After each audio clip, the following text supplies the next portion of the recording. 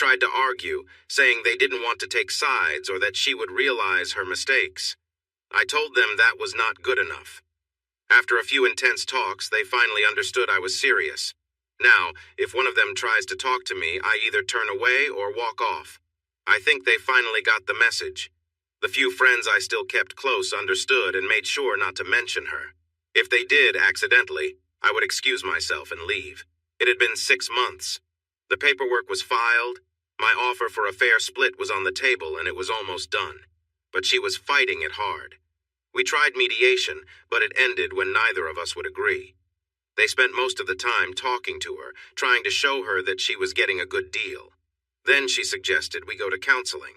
I said no, telling the judge it would be pointless since I had no intention of getting back together. The judge listened to her emotional pleas and warned me about facing jail time. I simply said I would be ready to turn myself in. You're sure this marriage can't be saved? Absolutely. I will not live with her or have a relationship with her again. There are no children involved, and we have very few friends left. I'm done with those who helped her with the affair.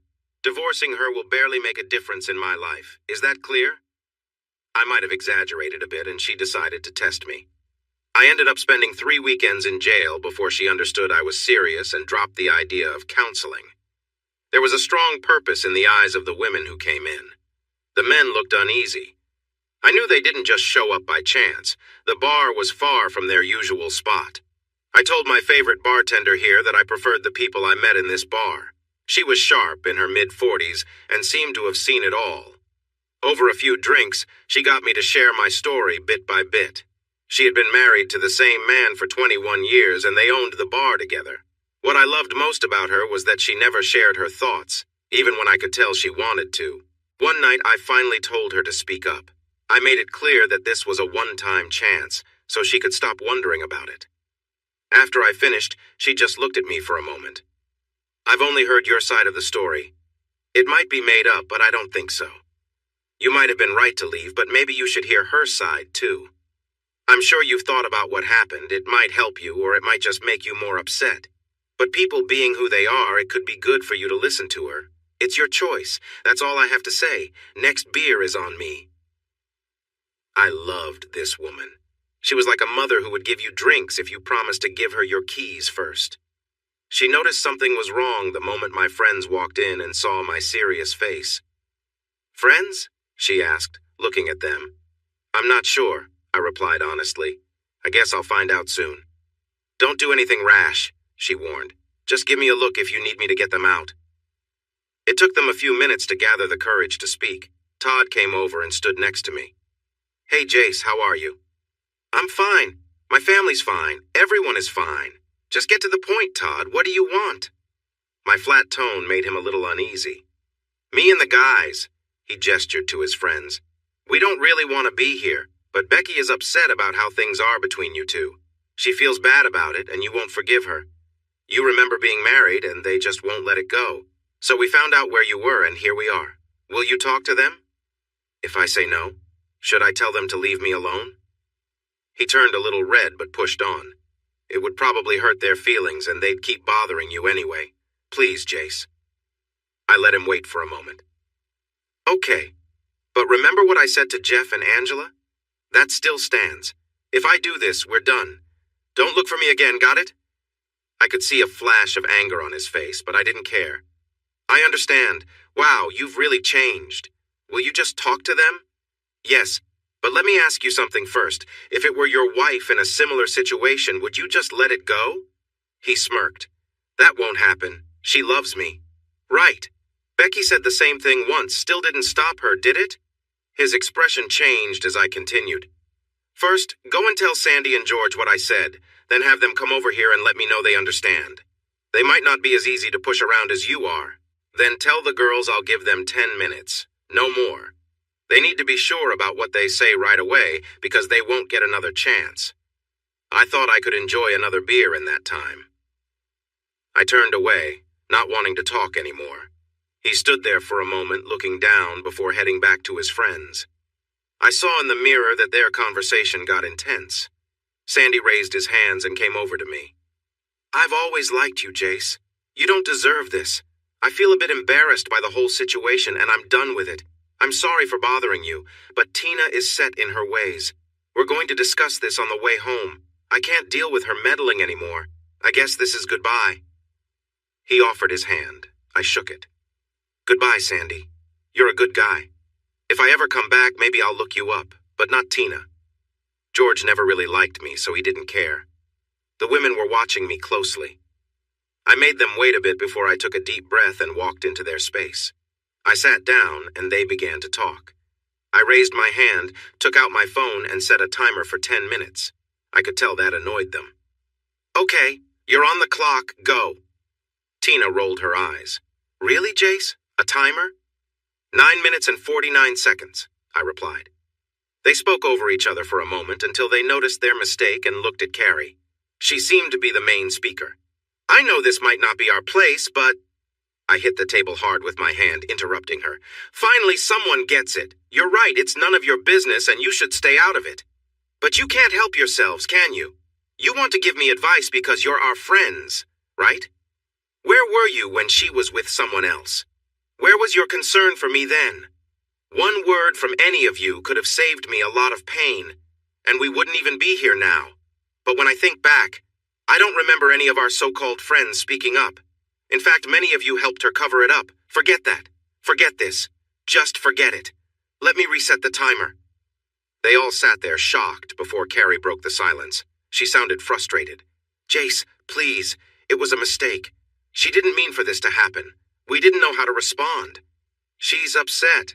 Her family barely talks to her anymore, and her job is at risk. She cried when she found out you saved her job. I think she's learned her lesson. It's time for you to let go of your pride and think about taking her back. I sighed. Time? I'm sorry. I didn't get the guide on how to handle this situation. I didn't realize there was a deadline for how long I could be hurt. So now it's all okay? Kiss and make up and we live happily ever after? Not at all. I would feel a lot better if you all would stop bringing her up all the time. Do you really think you know what is best for us? They looked a bit guilty, but they nodded yes. Do you all feel this way? I glanced around the table and everyone nodded again.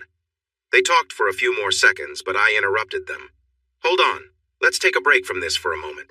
Carrie, if you found out George was being unfaithful and all of us knew but didn't tell you, would that be okay? Would it be true that the person would be forgiven in time? Do you love him that much? She frowned, but said that eventually she would. And if the person he was with was someone you knew, maybe even a friend, could you forgive them too? She looked uncomfortable and everyone seemed a bit anxious. I'd like to think I would after some time if I believed they were really sorry. I smiled. Well, that's good, because Jan and George have been involved for about 8 months. Honestly, when I first heard rumors about you all, I didn't believe them. I intended to tell you what I heard, but other things came up that needed my attention. I thought it was better for you to find out on your own like I did. By the time I learned this, I didn't care about any of you. That's why I moved here. I thought I'd find better people, so save the speeches for yourself. I paused, catching my breath. The room was silent. Now let the healing begin so we can move on. Carrie, tell Jan that you forgive her. Jan, in 4 months, promise her that you won't be unfaithful again and everything will work out. That's probably in some sort of guide to moving past these things. I took a moment to breathe. Let's bring Todd and George over too and have a big talk. And Carrie, try not to criticize too much, or I might have to share an interesting story about you and a dancer from your last trip to Myrtle Beach. Did I mention that Becky has loose lips when she drinks? Tina, you and Sandy should think about making new friends. It seems this group has run its course. We can end our talk about me and Becky now, but it sounds like you all need to discuss things. So I'll be leaving. Let's not revisit this again. Goodbye. Was it a mean thing to do? Maybe, but I didn't feel bad about it. We all make mistakes. There was a big scene at the table with a lot of shouting and tears and a few hard words exchanged. Sandy took Tina to another table. He wasn't loud, but he was pointing at her, and she was really upset. Finally, Marge, the bartender, told them to either calm down or leave. They walked out, leaving just Tina and Sandy behind. Tina approached me hesitantly. I'm sorry, she said, looking down and not making eye contact. Then she mustered the courage to look up. "We thought you were the best among us. You seemed really happy together. I didn't believe it when you broke up. I thought once things cooled off, you'd talk and get back together. Everyone, especially Becky, was surprised by your reaction. You really are done with her, right?" "Yes, Tina, I am. But you and Sandy are really the best ones here. Learn from this. Be more careful in choosing your friends next time.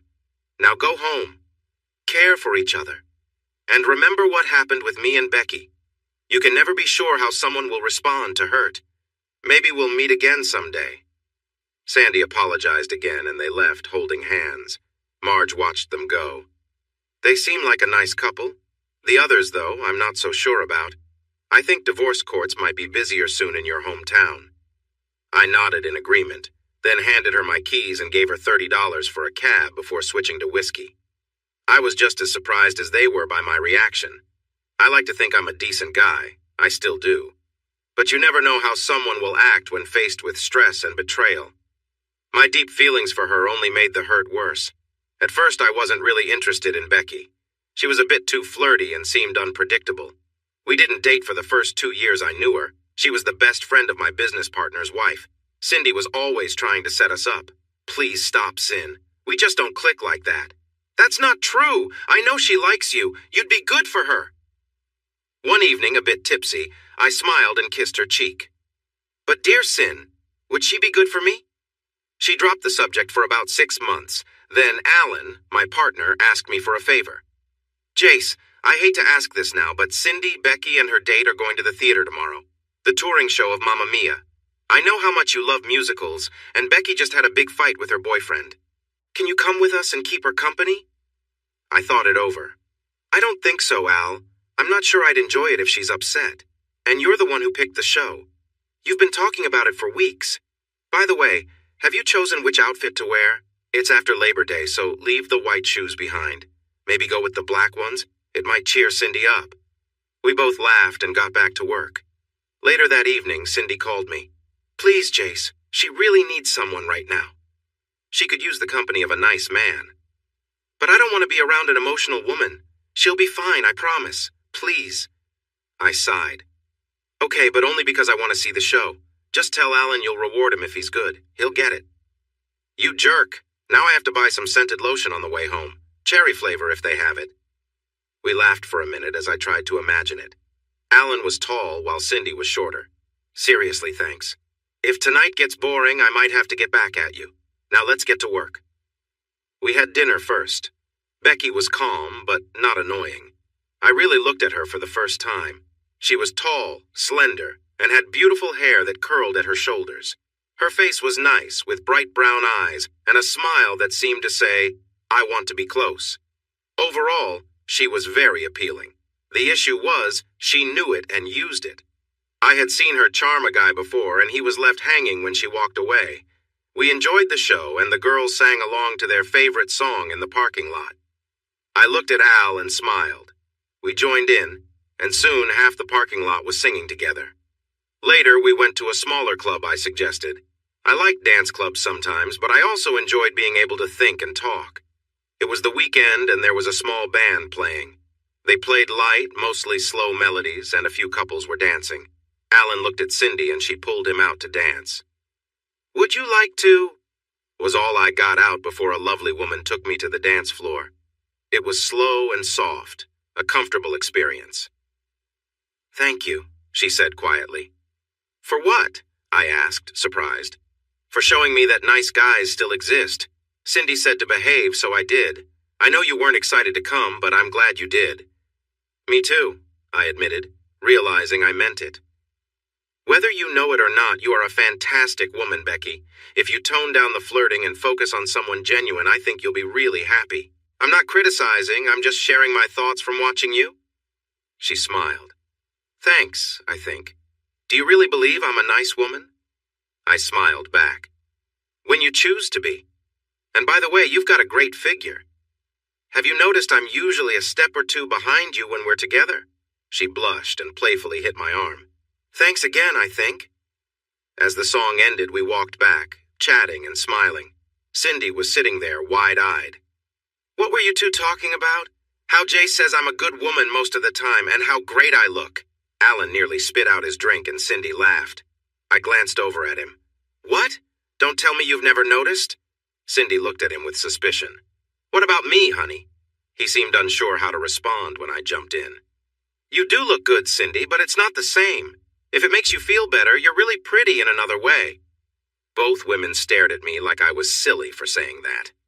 Alan laughed. Stop, Jace. Just back off a bit.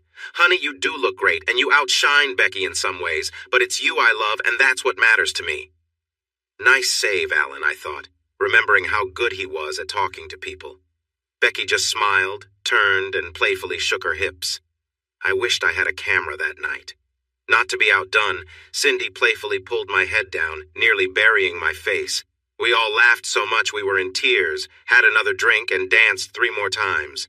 During the last dance, Becky was close, teasing until she could tell I was excited. Then she stepped back with a smile. You're a nice guy, Jace, but you're still a regular guy. I got a sweet kiss and she made me promise to call her soon. I didn't call for 2 weeks. That Saturday, I got a sharp call from Cindy. You jerk. She called me that a lot, and I hoped it was a joke. She was starting to think there were nice guys out there, and then you don't call. Her feelings are really hurt. Cindy, I said calmly when she finally paused. What? What has Alan been up to for the last 2 weeks? You know he's been working late because of the Jameson account. Exactly, I replied softly. And what have I been doing all that time? Trying to distract Alan since you've been keeping him busy at work. Oh. Yeah. Oh. Suddenly she was apologizing. I'm sorry, Jace. I should have thought about her feelings. Well, call her and let her know. If she's interested, I'll call next Thursday. I will, I promise. I wasn't thinking clearly. I thought later about what I said next and how true it was. Relax, Cindy. She's your friend. Of course, you want to look out for her and help her be happy. I understand. I have to go now. She was still talking when I hung up. I did call Thursday and she sounded cheerful. We made a date. She wanted to go to a movie and then to what she called our club. I suggested adding dinner. We had a wonderful time. The movie was dull, one of those tear-jerkers that someone was making a lot of money from, but the dinner and dancing were fantastic. By the time we left the bar, she was leaning on me happily. I surprised her by not coming in when I dropped her off. She looked a bit disappointed until I explained. I'd love to spend more time with you, but Alan and I have work tomorrow. We're close to finishing a big project, and it's really important for us. Once it's done, things will be more stable for us, so we're putting everything into it. The word honey seemed to brighten her mood. She gave me a warm kiss, then another. I had to gently pull back, smiling. You're making it really hard to focus on work tomorrow, I laughed. If I mess up this account, you'll have to take care of me. She chuckled. You'll be fine, and if you thought those were good, just wait. I haven't even used my best moves yet. That wasn't your best? More laughter. No, that was a first date. I really like you, Kiss. Keep this up and you'll see the best soon. Now go conquer the business world. Call me soon. The next day, she and Cindy surprised us by bringing a homemade meal to the office. You need to eat, right? She said, breezing by me. They set up a beautiful spread on the conference table, and we enjoyed a meal that felt like a celebration. Afterward, they cleaned up and packed away the dishes. I found her playfully bouncing on the conference table. What are you doing? Just making sure it's sturdy. Don't want it collapsing if we ever put it to good use, she joked. Cindy laughed and joined in. Yep, it'll hold. Bye, honey. Becky got up. See you this weekend. We're planning a lake trip, grilling and swimming. You guys need some sun. As a marketing guy, I know one golden rule. Always present things in their best light. And Becky and Cindy took that to heart at the lake. Both had new swimsuits. Becky's was simple on top, with a bit of flair on the bottom. Cindy's was modest on the bottom, but her top was minimal. It's a wonder we weren't asked to leave the state park. Maybe the fact that the staff were all guys had something to do with it. Alan and I almost burned the steaks because we couldn't stop watching them. Eventually, they laughed and threw on cover-ups, teasing us for our wandering attention. We ate, played in the water, and even joined a volleyball game with 4 other people. The girls kept everyone distracted, and somehow we won despite not being very skilled players. As the evening rolled in, they pulled us back into the water, nestling close.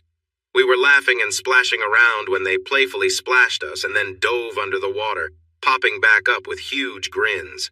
"Sorry," she said, smiling. "We were just having a little fun." We spent a bit longer enjoying the sunset and the water, talking, laughing, and soaking in the moment.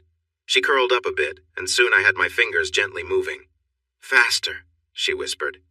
I picked up the pace, and soon she was making soft sounds and shaking. After a moment, she relaxed. When she calmed down, she reached into my suit and held me, making me feel overwhelmed.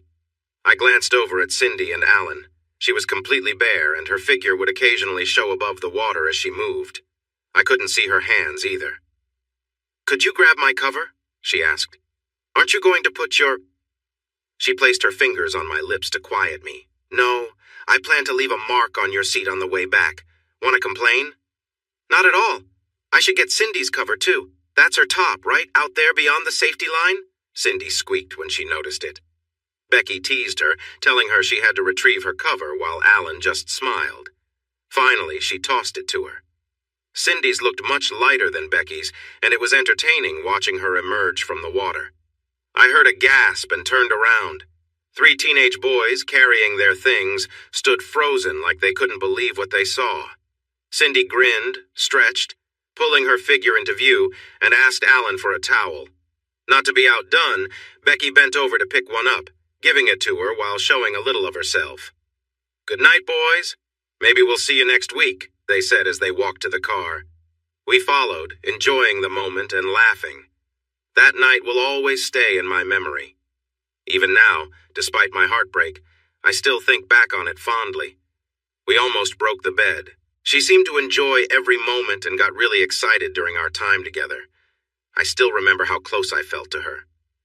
Our connection was strong and we spent a lot of time together. They would meet us for lunch a couple of times a week. One would bring it while the other went out. We discovered the conference table could handle everything, but the couch didn't fare as well.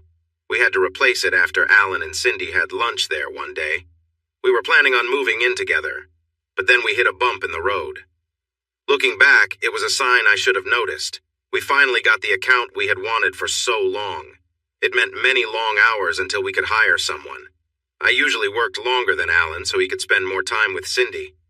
Becky and I hadn't had a proper outing in 3 weeks. She was a lovely woman and was used to getting a lot of attention. This made her a bit difficult to deal with. She had been upset during our last 2 phone calls, even after I apologized. One Saturday at 5, I thought to call her and suggest spending some time together. When I reached out, she wasn't home. I called Cindy, who told me she thought Becky was out with her work friends. Cindy then scolded me for not paying enough attention to her. I wasn't in a good mood. "Okay then," I said. "Tell Alan he's going to work the same hours I do starting next week. Does that sound good?" Cindy tried to take back her words as I hung up. About 40 minutes later, Becky called me. "Where are you?" she asked. "I couldn't reach you, so I went back to work. Enjoy your night out. I'll call you tomorrow." She continued talking as I hung up. My mood was ruined and I wanted some time alone. I went back to work but decided to grab a bite to eat. There was a little diner nearby that sold delicious hot dogs, so I stopped in and had 2 loaded with toppings and a big order of homemade onion rings. After all, I didn't plan on going out with anyone that night, right? I picked up a couple of breath mints on my way out. As I started home, I remembered a club Cindy had mentioned. It was similar to one we both liked, but had more of a jazz vibe. She thought it would be a nice change. They might be there. If not, I could check it out for myself. The place was nice, with soft lighting and dark wood. It had a pub-style kitchen and a good bar. There was a small band playing, and although jazz wasn't my favorite, they were quite good. I thought Becky would enjoy it when I suddenly heard her laugh. It brightened my day. This was where she had gone with her girlfriends, and it seemed she was doing what I was checking it out. As I moved into the lounge area, I saw her with a guy I didn't recognize heading towards the dance floor. That didn't bother me. We both sometimes danced with others. I looked around for single women but didn't see any. Weird. I decided to stay back and observe. I took a small table off to the side and watched. There wasn't anyone else at the table. They danced 3 more times, with the last dance showing a little too much affection for my comfort. The kiss at the end and the one at the table made it clear. I hadn't asked her to be exclusive, but I expected her to be open with me if she was seeing someone else. I couldn't deny it hurt. It truly did. I took it as a life lesson and began to leave, but then I remembered her saying she was out with the girls. I asked the waitress to take a round of drinks to my friends in 5 minutes and gave her a $20 tip. She seemed to know her job well. "Is everything okay?" she asked. I reassured her, saying I had to leave and that these were my friends. I felt bad for not talking to them earlier. The drinks were my way of saying sorry. She seemed to understand. After a minute, I called her. The band was on break and I could hear the phone ring where she was sitting. She checked her phone, said something to her friend, and answered, "Hi, honey. Did you change your mind?" She sounded genuine. "No, I'm tired. I'm heading to bed. Please say hi to the girls for me. Where are you? It seems quiet there." "The band is on break and the girls stepped out for a moment. I'm just watching the drinks." Just then, the waitress came with their drinks. I stepped out of the shadows. "The fedora looks nice, doesn't it? Tell your friend not to go to the restroom dressed like that. People might take it the wrong way." She looked surprised but didn't say anything as I left. I settled in the dark parking lot across the street and watched her rush out, looking around. Her date came out and said something, but she went away from him. My phone rang, but I ignored it. I didn't feel like talking. The date seemed frustrated and went back inside after a while. I wondered what she was waiting for. 15 minutes later, Cindy arrived in her SUV. She got in and started driving towards my apartment. I went the opposite way. Not wanting any drama, I found a motel, paid cash, and slept for 10 hours straight. When I got home, the parking lot was empty. I took a shower, changed, and went out again. I stopped by the office, but Alan and Cindy were there. I figured Becky was hiding somewhere, so I decided to drive 4 hours to the mountains. I left a message at their house saying I needed a break and would be back Tuesday. I enjoyed my time away. I walked in the sunshine, ate what I wanted, and even bought souvenirs for my friends. On Tuesday morning, I returned to the office early. I parked the car where no one could see it, and Alan looked startled when he walked in. He quickly grabbed his phone. "If you use that phone, I'm leaving for the week. Got it?" He nodded, looking a bit nervous. "Great. Let's get to work. I feel amazing. That time off really helped. I've got some fresh ideas. Let me know what you think." We worked hard until lunchtime. He seemed excited about the new plans. Before I left for lunch, I told him I would be back in an hour. Usually, I ate at my desk and kept working. He returned just 20 minutes before I did. Cindy arrived 20 minutes later. She took a deep breath and I raised my hand. "I'll speak first, if that's okay. Becky doesn't owe me anything but honesty. We never discussed being exclusive. I would have hated it, but I would have understood if she wanted to see other people. But she didn't tell me. Instead, she lied about who she was with and where she was. That says a lot to me." She started to speak, but I held up my hand again. "I'm not finished yet. Tell her not to reach out to me. I'll call her sometime this week. One more thing, did you know she was on a date? And then lied to me about it? If I find out you knew, it would really change our friendship. If I can't trust you, then you're not a friend. Do you get that?" She looked a bit pale, and Alan seemed uneasy. Then she didn't tell the truth. "I didn't know, or I would have stopped her. I'm upset with her too, Jace. I thought she was finally growing up. I'm disappointed just like you are. I gave her a piece of my mind about it." "When?" I asked. "What do you mean, when?" "When did you give her a piece of your mind?" "That night. She called me from the club, upset. We spent half the night looking for you. Finally, we went to my place and rested for a few hours. You showed up and left while we were asleep. Can I at least call her and let her know you're back and we'll talk to her?" I sighed. Maybe she was telling the truth after all. "Yes, please call her. Now, if you want to keep that house and that car you drive, you need to let us get back to work." At 6 o'clock, I told Alan I was leaving for the day. "You're joking, right? There's still so much to do." "It will still be here tomorrow when we return. No more working myself to the bone, at least for a while." I left him looking shocked. The next day, I placed an ad for an associate. Alan was upset because it would reduce our profits. "Fine," I said. "I'll take down the ad, but if I do, from now on, we're going hourly. The salary is off the table." He didn't like that because he knew I worked a lot more hours than he did, so he fell silent. I hired a woman fresh out of school. She was very talented but lacked real-world experience. I spent a lot of time helping her at first, but she grew into her role nicely. Our business actually improved because we had more hands on deck. Ada and I kept the ideas flowing while Alan dealt with contacts and sales. I called Becky as I promised. She didn't know what to say. I waited for her response. "I'm sorry," she finally said. "For what?" I replied, not wanting to make it easy for her. "For lying to you. For going out without telling you. I was feeling restless and just wanted to get out. I wasn't going to get serious with him. I just needed someone to be there." I surprised her. "I understand. You didn't make any promises, but I expected honesty and you didn't tell the truth. Help me understand how I can trust you again to move forward. I was hoping for more, and I thought you were too." Ah well, a leopard's spots and all that. That comment made her very angry. "Why do you always think I can't measure up? You must have been so proud of yourself thinking I told you so." "I was in love for the first time and it scared me. I made mistakes. I'm sorry." I said it softly. "I'm sorry too. I was already in love with you." I hung up the phone, hearing her voice asking me to stay. I didn't talk to her for 2 weeks. When I finally did, I was surprised by what she said. "Would you like to go to a club on Saturday? Maybe eat at that new Indian restaurant first?" I felt a wave of anger from her voice. "Are you ready to forgive me now? Is my punishment over?" I gently hung up. I didn't want to deal with this. Cindy called me. "What did you say to her?" "I asked her out." There was silence. I thought she had hung up. "Oh, what did she say?" "She didn't say yes, and that's what matters. Good night, Cindy." 2 days later, Cindy called again. "I'm with Becky. If I give her the phone, will you talk to her?" "Yes, but only if she can keep it together. Let her know it's getting easier not to talk to her. If she wants to say something, she should do it calmly. Then hand her the phone." I heard them whispering for a moment. "Jace?" "Hi, Becky. Jace, I'm really sorry. For everything. Can we start over? I want to be a new person in your eyes. Alan wants to grill on Sunday. Will you come?" "To visit or to grill?" She laughed a bit. Alan could burn anything on the grill. "Both. I'd actually like to eat something good." "Make your potato salad and it's a date." "I will. Thank you, Jace." It took 5 months to feel close again. I dated other people, which upset her a lot. I told her honestly why I couldn't be with her.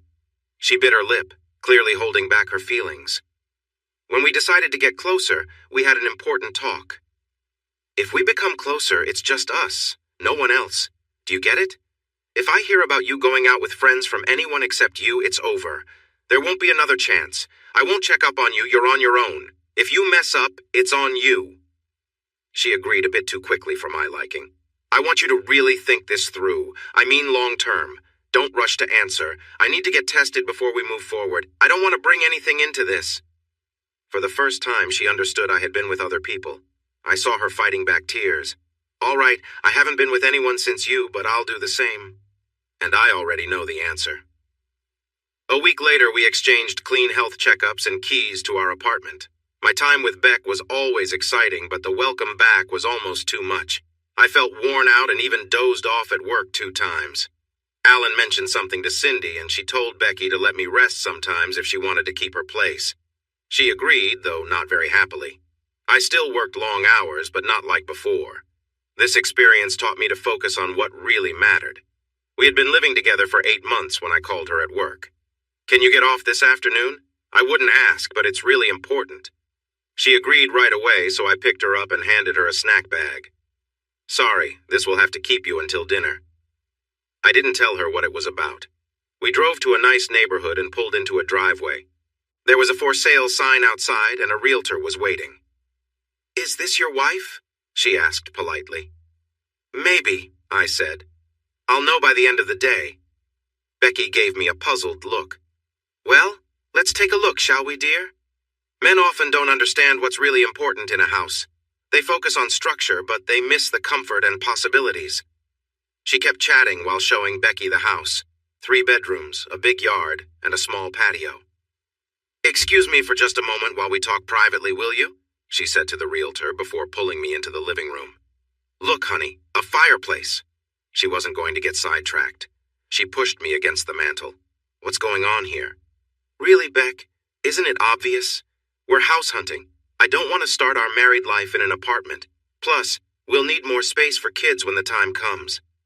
I don't think she heard much past starting a married life. Then she jumped into my arms. I bumped my head on the mantel but didn't mind at all.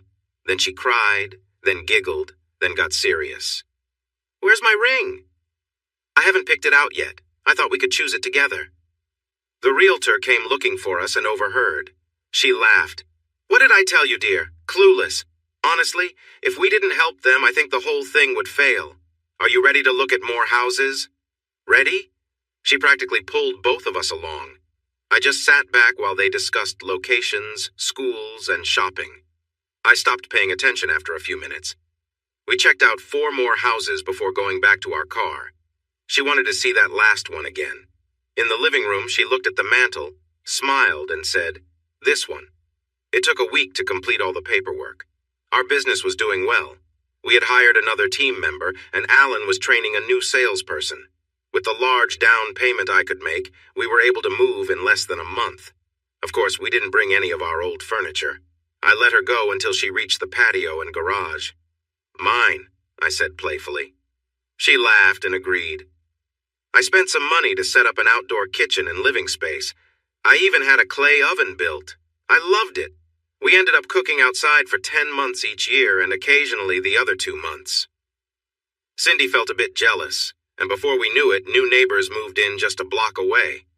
It made it easier to share rides to work. They walked back and forth so often that there was a path in the sidewalk.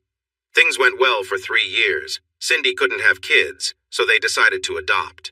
After a long and tough journey, they were finally blessed with twin girls who were 18 months old. We hosted a small celebration that turned into an emotional time as we learned what it was like to care for 2 energetic toddlers. "Your life has changed," I jokingly told Alan. "No, it's just starting," he replied through happy tears. I was quiet as we walked home, and so was Becky. I paused at the end of our driveway. "When?" I asked. "In 4 months. That way I won't have to carry the baby through the summer heat." Our neighbors might have thought we were strange, kneeling in the driveway, hugging and crying together. Shortly after that talk, the economy began to struggle. 6 months later, Becky's company went bankrupt. She didn't receive any severance pay or vacation pay. She was quite upset. "Calm down, honey. Many businesses are facing tough times, even some of the biggest ones we compete with. We're getting interest from their former clients. I might have to work a bit harder, but we will be fine. And with your skills, someone will want to hire you." The economy only got worse, and she couldn't find another job in her field. Companies preferred to hire fresh graduates for less money, even though she had experience. She worried and felt down. She and Cindy joined a gym close enough that they could walk with the kids in strollers. This helped her stay active for a few months. She was never out of shape, but after a while she felt strong. She started volunteering for important causes, hoping it might lead to a job. I was unsure about it since she would be busy almost every weekend with various charity events, but I stayed quiet, thinking it might help her. One Friday, she came home at 2 a.m., waking me from deep sleep with a surprise. Once I was awake, she shared her good news. "I got a job. I'm the new assistant event coordinator for the Sloan Group. Tonight was my trial, and they liked me. They help 4 major charities. It's not as much as I was earning, but it was close enough to begin." She was feeling happy, and I held her close, making comforting sounds. It had been almost a year, and she was still not expecting a baby. We decided to visit the doctor. He reviewed the tests he had ordered. "You're both fine. Everything is working well.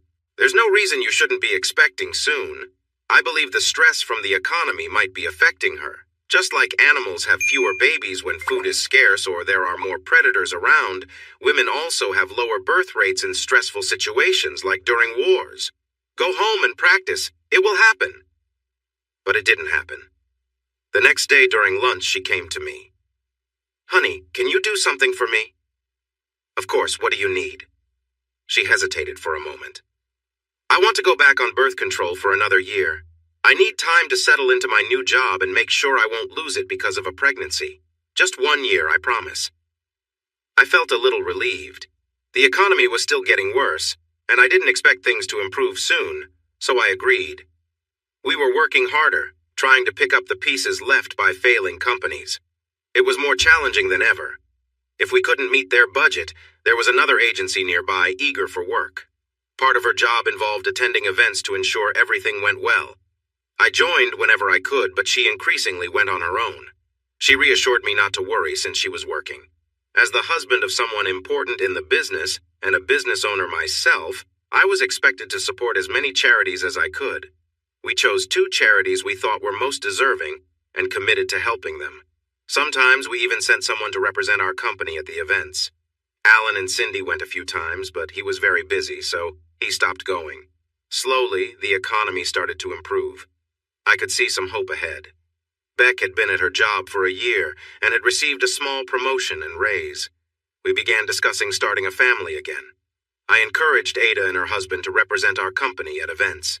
It kept our company in view and gave Alan and me more time to focus on work. Ada had grown in her role to the point that other companies were showing interest in her. We had an honest talk about it. I told her that if she received a truly good offer, I wouldn't mind if she accepted it. She promised me that no offers had been appealing enough to make her consider leaving. Yet, I joked, I noticed she seemed a bit down and was avoiding me unless she really needed to talk.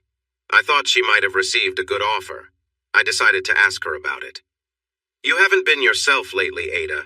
If I've noticed, so has everyone else. Is there something on your mind? Ada was a beautiful black woman, tall and often smiling. But if you looked beyond her looks, you'd see she had a sharp mind. She looked down at her dress, a sign she was stressed. I have thought a lot about what to say. My husband has been urging me to talk to you, so here it goes. It may not mean much. You might already know this, but if not, please don't be upset with us. I sensed this was significant. She took out her tablet, tapped on it for a moment, and then handed it to me. It showed pictures of Becky and a man I didn't know. They were laughing, holding hands, and sharing sweet moments. One image showed them dancing closely in a dim room. These are from the last 3 events we've attended. I don't think she recognized who I was or that I work for you. The last time we spoke, she was very professional. Perhaps you knew, but I didn't want to be the one to mention it if you didn't. Please don't let this affect my job. I was stunned. This felt like a prank. I thought maybe Becky would laugh when I got home and say it was all a joke, but deep down I felt this was exactly what it seemed. I paused for a moment before assuring the worried Ada that her job was safe and asked her to send the photos to my computer and make a printed copy. She stood up. You didn't know, right? I'm really sorry. If you need help, just ask. She hugged me, the first time we'd ever had any kind of physical contact in our work together. Sorry again. I am too, I replied. Just don't mention this. She agreed and quickly left the office, nervous about my expression. Even though I relied on my creative thinking, I was at a loss for what to do. I decided to do what I usually did when facing a problem. I researched. But with just pictures from an amateur, I needed more solid proof. His name was Johnny Walker, and he had no love for scotch. I should have been named Jim or Jack. Bourbon is my drink. He came highly recommended as one of the best in his line of work, so I hired him. It took just 2 weeks for him to gather what I wanted. We met at a bar owned by a friend of his where private rooms were available. I wanted to keep our meetings discreet, so he completely agreed. To keep things secure, I even bought a separate phone that I locked in my desk for our communication. I know it sounds cautious, but I didn't want Becky to find out I was looking into her. That could lead to complications. It's all here, he said, handing me a small briefcase. Photos, videos, and interviews with her friends and co-workers. Some were unaware that she was married. She doesn't wear her rings at work. They weren't very careful about it. I'm sorry. I handed him a check and picked up my bag. He stopped me. You're not going to do anything rash, are you? Like causing a scene or fighting? You seem calm about this, and in my line of work, calm can be a bit unsettling. It's not worth getting yourself in trouble. If you can't forgive her, it's better to just move on. I'm not going to hurt her or him. They both knew what they were doing. They must have thought about what could happen if they were discovered. I took a moment to think. I'm not going to hide money or make crazy demands. I won't fight to keep her. I should never have to fight for someone who wants to leave. She chose to break our marriage. I'm just going to walk away. Does that make me weak? No, it doesn't. It shows good judgment. Staying calm in tough situations is rare. They probably didn't think about the results at all. Most people don't. Do you have a lawyer? I shook my head. I thought I'd wait for the report. He wrote something on a notepad and handed it to me. I often work with these 3 lawyers. They're all good. The first one is aggressive and likes to stir up trouble. The second one is great for stopping divorces, but not for your situation. The third one is the right choice. He prefers to keep things simple and calm, and he will focus on your best interests. If you don't have someone already, give him a call. Mention my name and you'll get a discount. He walked to the door and turned back to give me a few more tips. If I were you, I wouldn't watch the DVD or look at the pictures. It won't help you, and it will stay with you for a long time. The same goes for the report. You already know what you need to know. However, check the contents of the red envelope.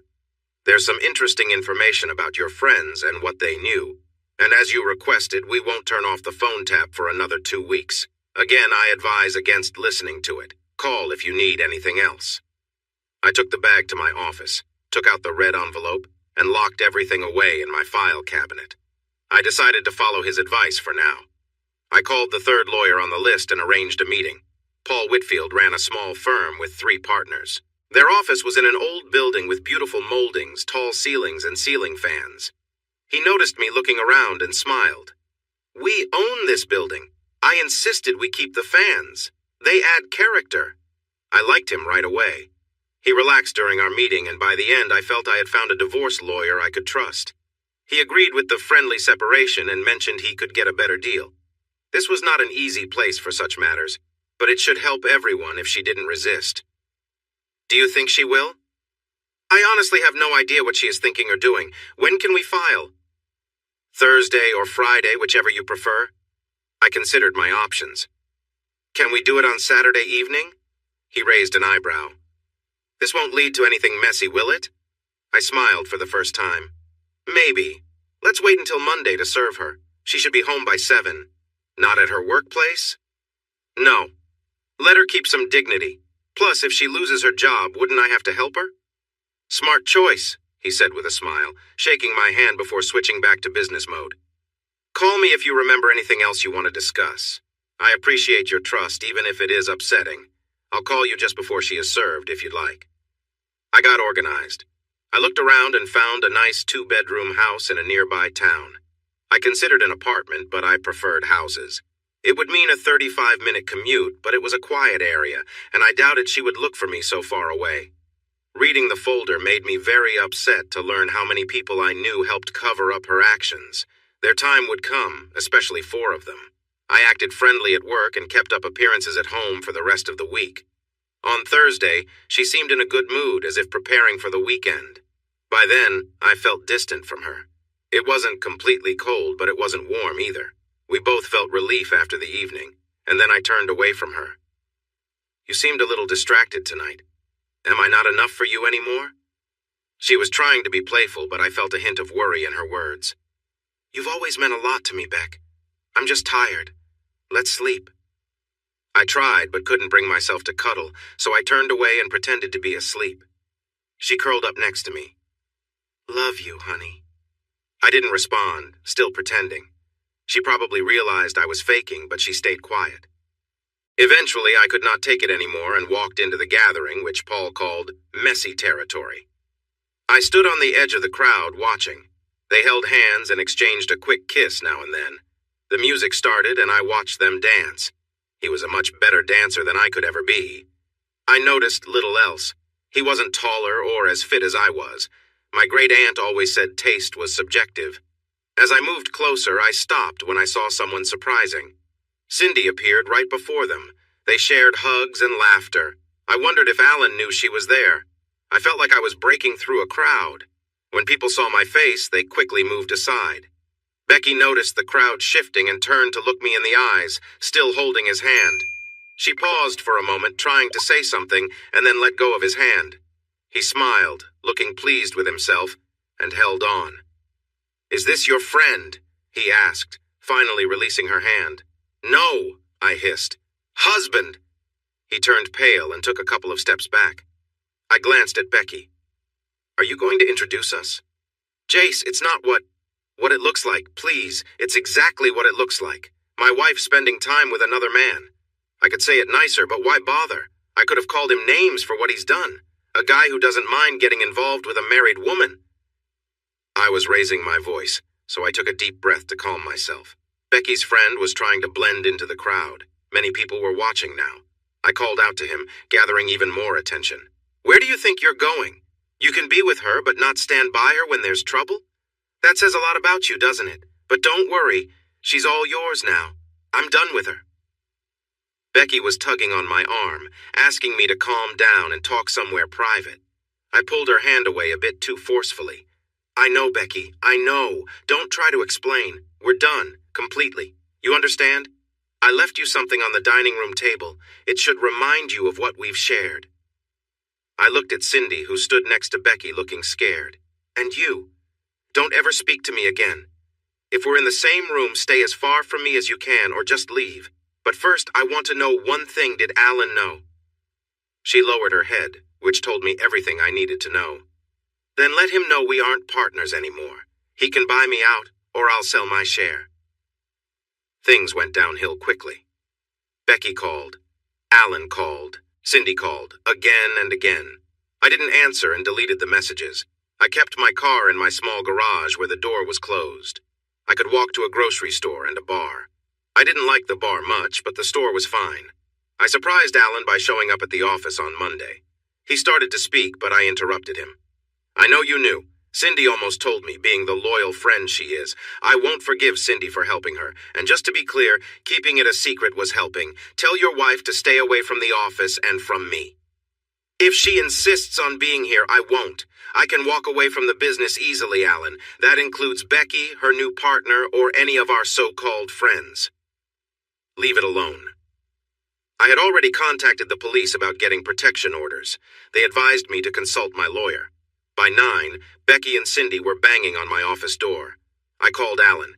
"If you want to keep your business, you need to make them leave. Now. If you don't, I will leave and I won't return."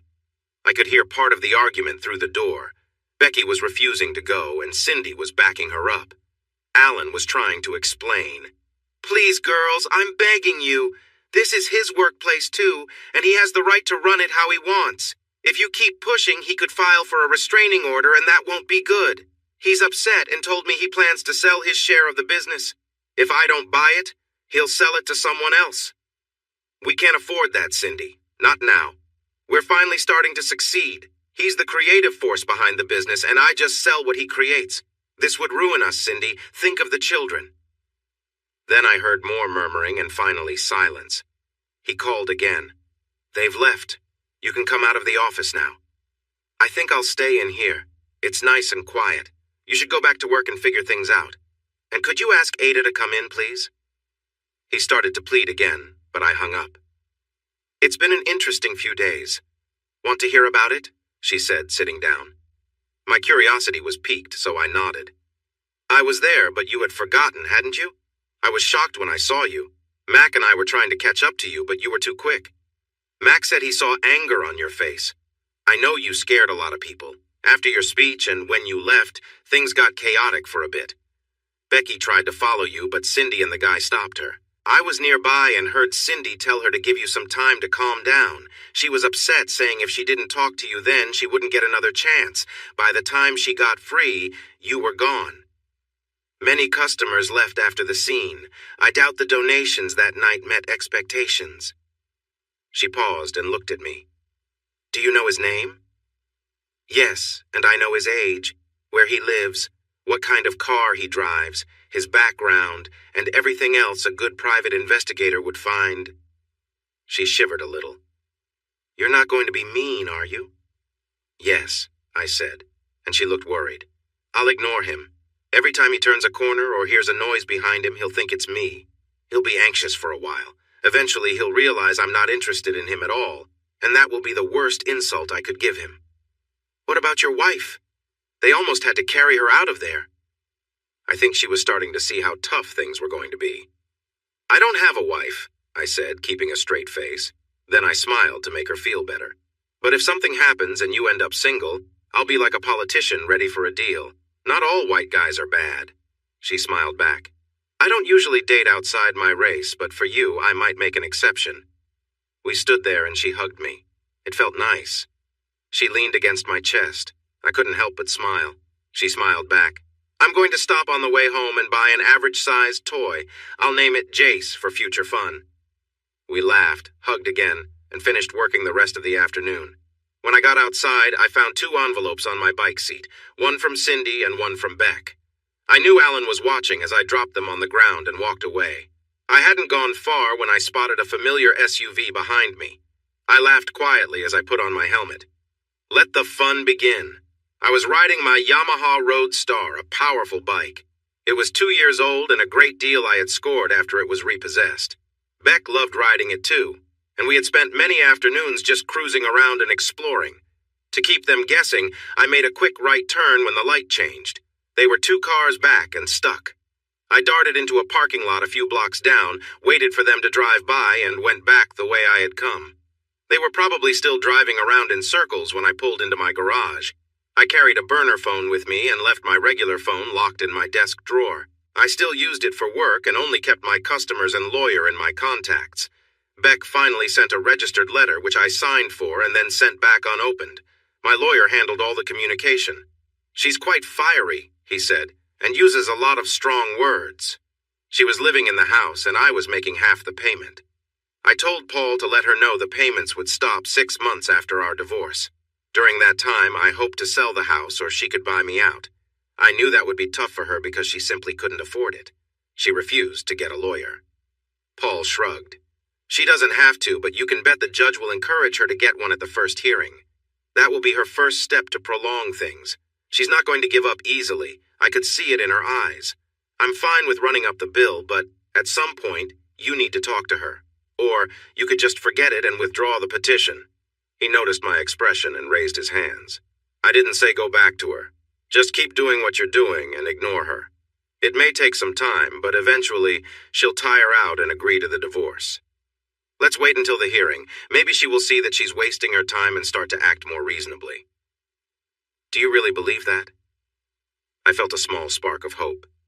"No," he said with a grin as he walked me out. She asked her friends to help her. A big mistake. A really big mistake. News spread about my feelings, and most of them knew it was a touchy topic. Then her mother stepped in. I always liked her, so I told her that if she needed anything, I would be glad to help. But if she mentioned her daughter one more time, I would stop talking to her. My mom also got involved. I tried to explain my point of view to her, but it didn't change a thing. I left and didn't come back for 3 months. She kept trying to get me to see things her way. After a while, she called me crying and promised never to bring her up again. I think she finally understood. Now she wore the sad look of someone suffering quietly, but it wasn't working. She suggested I should see someone to talk about my feelings. "The anger is changing you, dear. It's not a good change. You need to find your balance again for your own well-being." I thought about that for a while. I tried to keep my feelings separate from my life, but it never worked. It was hardest when I ran into Cindy. She still came by the office sometimes, but she knew better than to say anything. I think she could see my feelings in my eyes. Cindy and Alan were struggling. They were trying to find a way to save their business. Alan tried to talk to me about it once. I was calm enough to listen, but I was curious what they could say that would explain their actions. "Please, Jace, I'm begging you. If you pull out, we both know I'll lose everything in 6 months. I've worked as hard as you to make this a success. I can't afford to lose my home or provide for my children." Instead of calming me, it just made me more upset. "Really? You're using the kids to win this argument? Did you even think about how I would feel knowing my best friends were helping the person I care about hurt me? You should have thought about this before getting involved. Maybe if you remembered what happened the last time, you would have spoken up. Were you thinking about the kids when you were dishonest with me?" He turned red and looked very angry. "Come on! You need to stop and think about the damage your anger is causing here. She was unfaithful. I'm sorry about that. I shouldn't have let Cindy and I get involved. I thought I was trying to protect you. Do I need to really get tough to help you understand? That was not the right thing to say. You wanted to protect me? Then why didn't you talk to Cindy, tell Beck she was making a big mistake, or warn me to stop? I think you're not really worried about me, but more about the business. This cash cow has stopped giving, Alan. You're good at what you do. You'll find another job soon, especially now that the economy is getting better. You might not have as good a life as you do now, but you'll manage. Cindy could get a job for a while to help. It might show her the reality of things. And about getting tough, you don't know how much I want you to try. My mom says I need to let some of my anger out. Releasing it on you might help with that. Now, if you're done, please leave my office. Go work on your resume or something.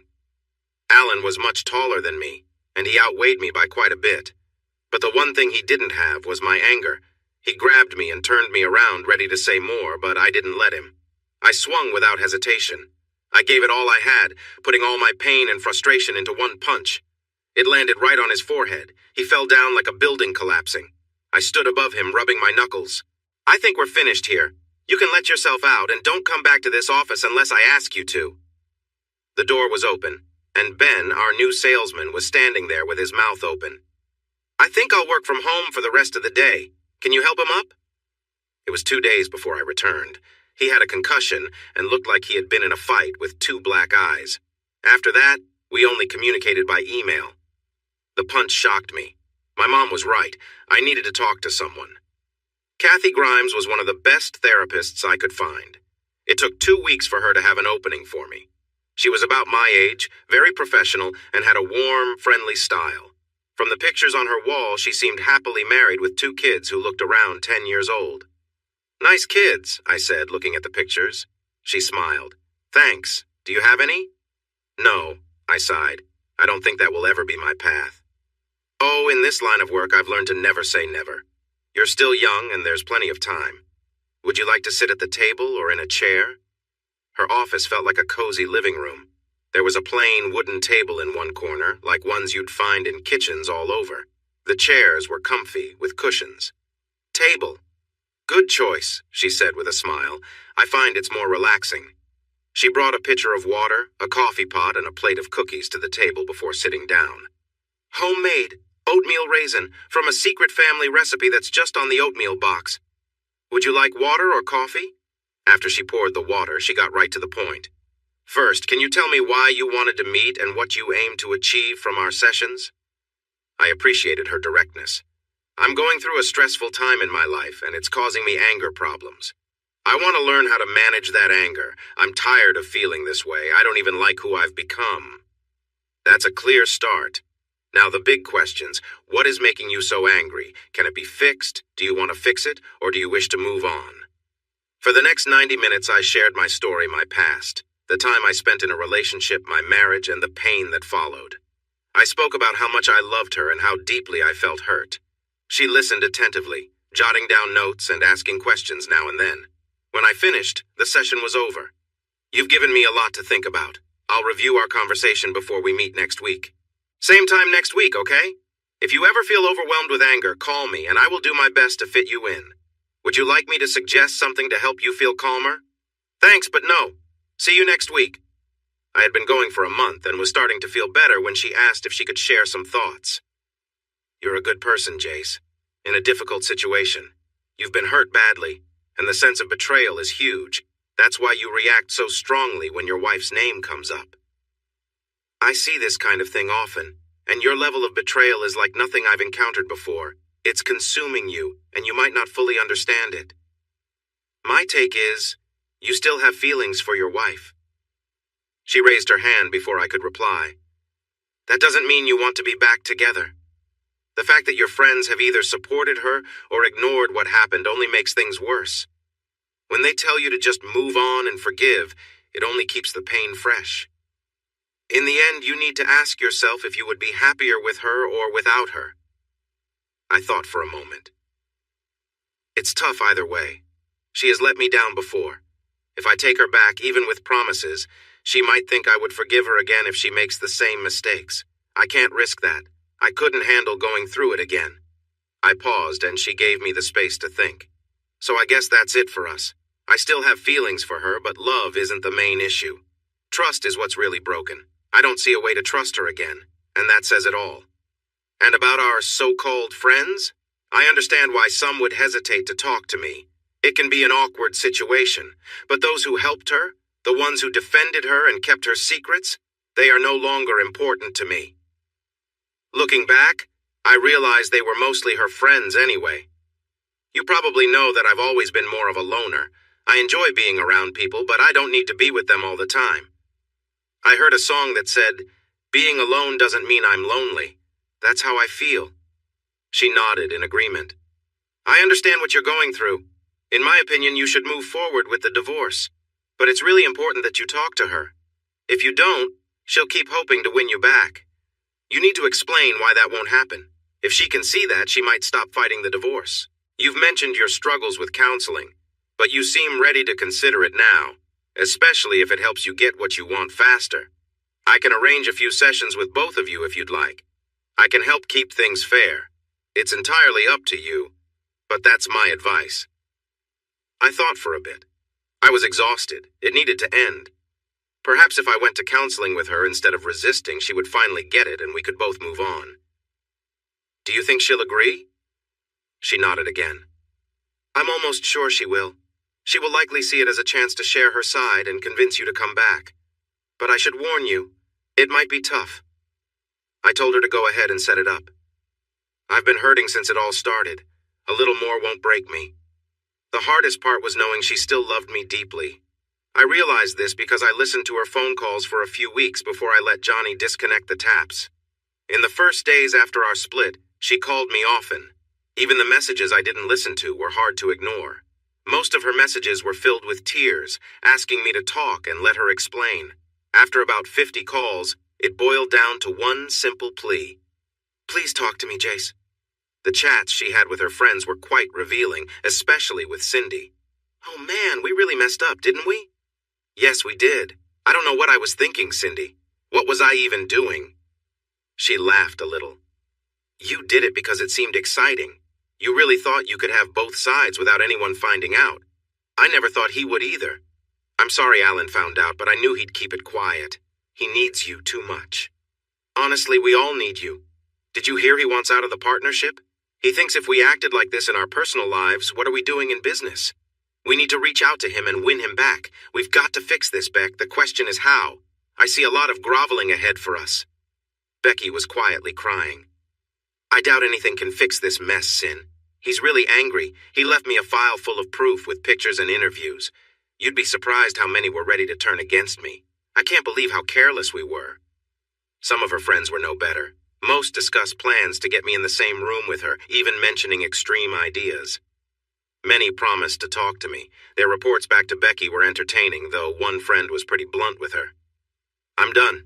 He almost lost his temper, and the unfortunate truth is that we had it coming.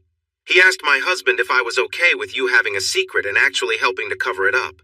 What was I doing when he wasn't around? I'm still trying to keep things smooth, but Jack is really angry. I'm pretty sure you're in big trouble, Beck. I know we are. I wouldn't ask any more from us to confront him. Sorry about that. The guy actually called her 3 times. She hung up on him the first time, but the next 2 calls, just before I turned off the water, were very revealing. Don't hang up, Becky. We're in serious trouble here. We need to talk. Our jobs are on the line. You think I care about the job, Greg? The worst decision I ever made was working for you.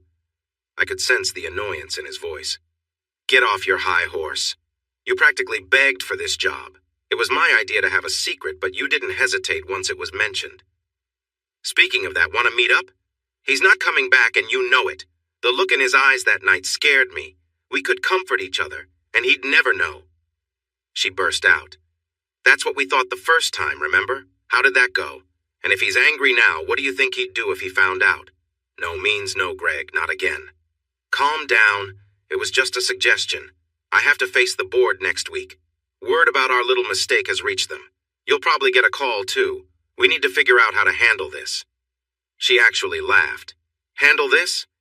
If they ask, I'm going to tell them the truth. We had a secret. We both share the blame. I will tell them it's over, and I'll never do it again if they let me stay. I really doubt they will. He tried again. They'll let me go, Becky, whether they do it to you or not. This is the only kind of work I have ever done. If I get fired and people find out why, I might never work in this field again. She lowered her tone a bit. I'm not going to throw you under the bus. We both messed up. But I have to tell the truth. If I don't and Jace finds out, I will really be in trouble. I actually care about you, Greg. But you aren't worth my marriage. Well, she seemed genuine. I called their direct boss and set up a meeting. He came with his lawyer, clearly worried I would sue them. That kind of attention in this economy would hurt their fundraising efforts. I also knew they had a very strict code of conduct, which was essential for their company. They could lose contracts and struggle to attract new charities. Until now, they had a very good record. I played the recording for them. Before you speak, I need to tell you that this tape was obtained legally. If needed, I will make it part of the public record in my divorce. I let them squirm for a moment before I shared my terms. I will not take legal action for certain considerations. First, my wife will never know about this meeting. Second, talk to her, give her a warning, change her position, do whatever you think is best, but please do not fire her. I need her to keep her job during the divorce. Deal with the other person how you see fit, but I think this isn't the first time something like this has happened. What if it had been someone important or their family? In my view, he seems like trouble waiting to happen. That's just my opinion. You can handle it however you choose. Agreed? Good. Of course, we can't draw up a report about this, but I have recorded our conversation. I took out the recorder and handed over the tape. I didn't mention that I had another recorder still running. If I give you any trouble, you can play this tape. And one more thing. There is a volunteer, Cindy Waller. She helped my wife and kept things quiet for her. It might be better if she is no longer part of your team. They nodded in agreement, like bobbleheads. She got moved to a lower position and put on probation, but she kept her job. Cindy was upset when they told her it might be better for her to find another place to volunteer, but she understood. I feel like Jace is behind this, she complained to Becky. What if he is? So what? I think Alan would agree if he were honest. You are judged by who you spend time with, Sin, and right now, I'm not in a good place. They allowed Greg to resign without giving him a letter of recommendation. I have no idea where he went, but he called Becky to say goodbye. They let me go. It was polite, but I'm out, with no good word from them. I guess this is goodbye. She sounded sympathetic. I'm sorry, Greg, but we brought this on ourselves. At least you aren't married. There was a brief silence. Actually, Beck, I am. My wife is serving in a difficult place right now. She'll be back home in 3 months. You shouldn't have done that to her. At least Jace is safe at home. I know. I messed up. I was lonely and you were there. I feel bad about everything. You aren't going to tell her, are you? No. I have no way to reach her, but even if I could, she doesn't deserve what I'm feeling. Love her when she returns and don't make this mistake again. I promise. I'm really sorry for how everything turned out. I hope you can move on. You're an amazing woman, Becky. Goodbye. She cried into the phone for a moment before hanging up. I thought about reaching out to his wife, but ultimately decided against it. She probably needed to know, but knowing his nature, she would find out the truth soon enough. Kathy got in touch with Becky, and she was eager to chat with me. Following Kathy's advice, Becky went to 3 sessions by herself first. I think Kathy was trying to prepare her, but she was too stubborn to acknowledge it. Finally, the big night came, the first session. I figured she might try to confront me, so I arrived 30 minutes early. Becky was surprised when Kathy brought her from the waiting room to find me already there. Jace! She exclaimed, reaching out to hug me. Kathy stood between us. Becky, for this to work, you need to give him space. He's made it clear he doesn't want any physical contact. If you don't follow what I've said, he might leave, and he may not return. Do you understand? Becky took a moment, but then she composed herself and sat at the table. Becky, listen. I know you have things to say, and so does Jace. Just remember to stay calm, be clear, and avoid overreacting. Would you like to go first? She nodded, and we waited. First, I need to say I'm sorry, Jace. I know what I did was wrong, and you have every right to be upset. I have no excuse, and I'm not even sure why I acted that way. Was it worth all the pain I caused? Absolutely not. I won't be foolish again. But Kathy has told me that being sorry doesn't change anything if you can't forgive me. I messed up and hurt our marriage. Now I need to show you I deserve another chance. Will you promise to talk to me? If after these meetings you still can't forgive me, I'll go quietly and won't fight the divorce. I looked at her and then at Kathy. I could sense Kathy's influence in all this. Maybe the individual sessions had really helped. I spoke, noticing that she was waiting for my response. I know that was hard for you, Becky. I've been thinking about it a lot over these last few days. We've known 5 couples who have gone through similar issues, and they tried counseling to save their marriages. Only one couple made it, Gary and Sherry. But even now, they don't show affection in public like they used to. It's been 2 years, and things are still not the same. Could you live like that? Always wondering if I'd be watching you if you needed to go out? Checking everything you said? I couldn't do that. She winced at my words but kept a determined expression. If I could hold you every night, I could manage. I would do everything to show you I have changed, and I want to win your trust back. I raised my hands in frustration. Trust? How would you earn that back?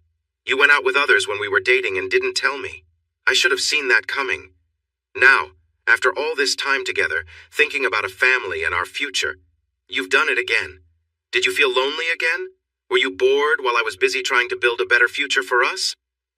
Finally, I felt some of the weight lift off me. Becky looked shocked at my words. Kathy spoke up. Our time is up. I need you to do some homework for me before our next meeting. Becky, I want you to think about what Jace said. Tell him how you plan to earn his trust. Jace, I need you to think about this too. Can you move past your anger and try to rebuild your relationship with Becky? Please be honest. That's all until next week. Jace, could I speak with you for a moment before you go? Good night, Becky. We watched as she got into her car and sat there for a while before driving away. Kathy turned to me. You're really not taking her back, are you? No, I said, feeling down. She sighed. I figured as much. We need to change the focus of our sessions. We have to help her understand and accept things slowly. If you still care for her, be gentle when you tell her. Gentle didn't work. Kathy and I tried, but she just wouldn't let go. I tried every approach I could think of, including some ideas from Kathy, but nothing seemed to make a difference. Eventually, I decided to end it. You broke an important promise, Beck. It seemed so easy for you. I know you regret what happened, but I feel you don't fully grasp its seriousness. While I see it as a life-changing event, you seem to view it as just a mistake, like spending too much money or damaging a car.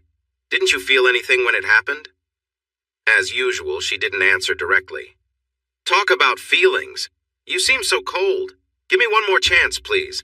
How can you sit there without feeling anything while I'm hurting? You still don't understand, do you? There's a lot going on inside me. It's our emotions that make us human. All animals have thoughts, but only humans truly feel love, hate, and desire. I've just learned to control my feelings better. I let her talk for another half hour before I raised my hand and stood up. It's over, Beck. Accept it and move on. Know that I still care for you, but it's not enough anymore. The divorce will be final in 4 weeks. It's for the best for both of us. You're still a young and wonderful woman. You'll meet someone else. When you do, if you ever feel tempted, remember us. He deserves your best. I walked out, my heart aching again as I heard her cry. 2 days later, Kathy called me. I just wrapped up a session with Becky. I can't share details, but she still believes she can win you back. Be careful. I know she will come around, and I'm concerned. I'm really sorry things ended this way. I think you should keep seeing me for a little while. Should we set up a meeting? I thought about it. Not right now. I'll call you in a month or so. Thanks for everything, Kathy. Kathy was right. Becky had one last effort before she gave up. I'd always liked her family, except for her oldest brother. He was a police officer and a bit of a bully. We tolerated each other, but just barely. He often pulled me over just to bother me and insist I forgive his sister. I spoke with Paul, who asked me to note the next 4 stops. The commander found himself explaining his concerns about me to the assistant chief. When the stops were made, it did not improve his opinion of me. It was 2 weeks before the final hearing. The sun shone brightly, spring felt alive, and I was starting to feel happy again after a long time. That Saturday morning, my Yamaha was running smoothly when I saw the lights flashing behind me. I pulled over.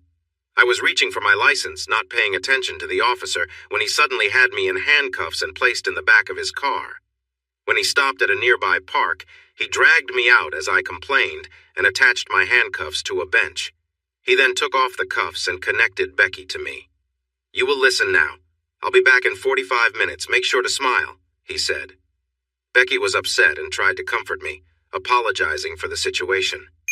Can we talk now? She asked gently. I looked into her eyes, searching for the woman I had married, but she didn't seem to be there. Like I have a choice, I replied with a small smile. Just give me my phone. Someone is expecting me, and then I'm ready to listen. She took my phone out and handed it to me. I called 911.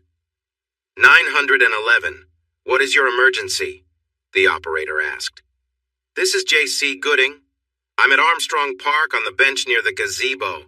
I've been taken and handcuffed to the bench with another person. I repeat, I've been kidnapped. Becky looked shocked, trying to grab the phone from me while shouting. Several people in the park started coming over to see what was happening. Sir, a car is on the way. Do you know who took you? The operator asked. Shift Commander Jeff Sterling. I'm handcuffed to his sister. Please help. The nearby police car arrived in less than 2 minutes. Becky was still yelling as he tried to get the cuffs off. Then her brother rushed over, sliding across the grass and startling the onlookers. I'll handle this, he said to the officer. The officer hesitated, looking at me. If you leave me with him, it makes you part of this problem. You could face serious consequences. Call someone else for help.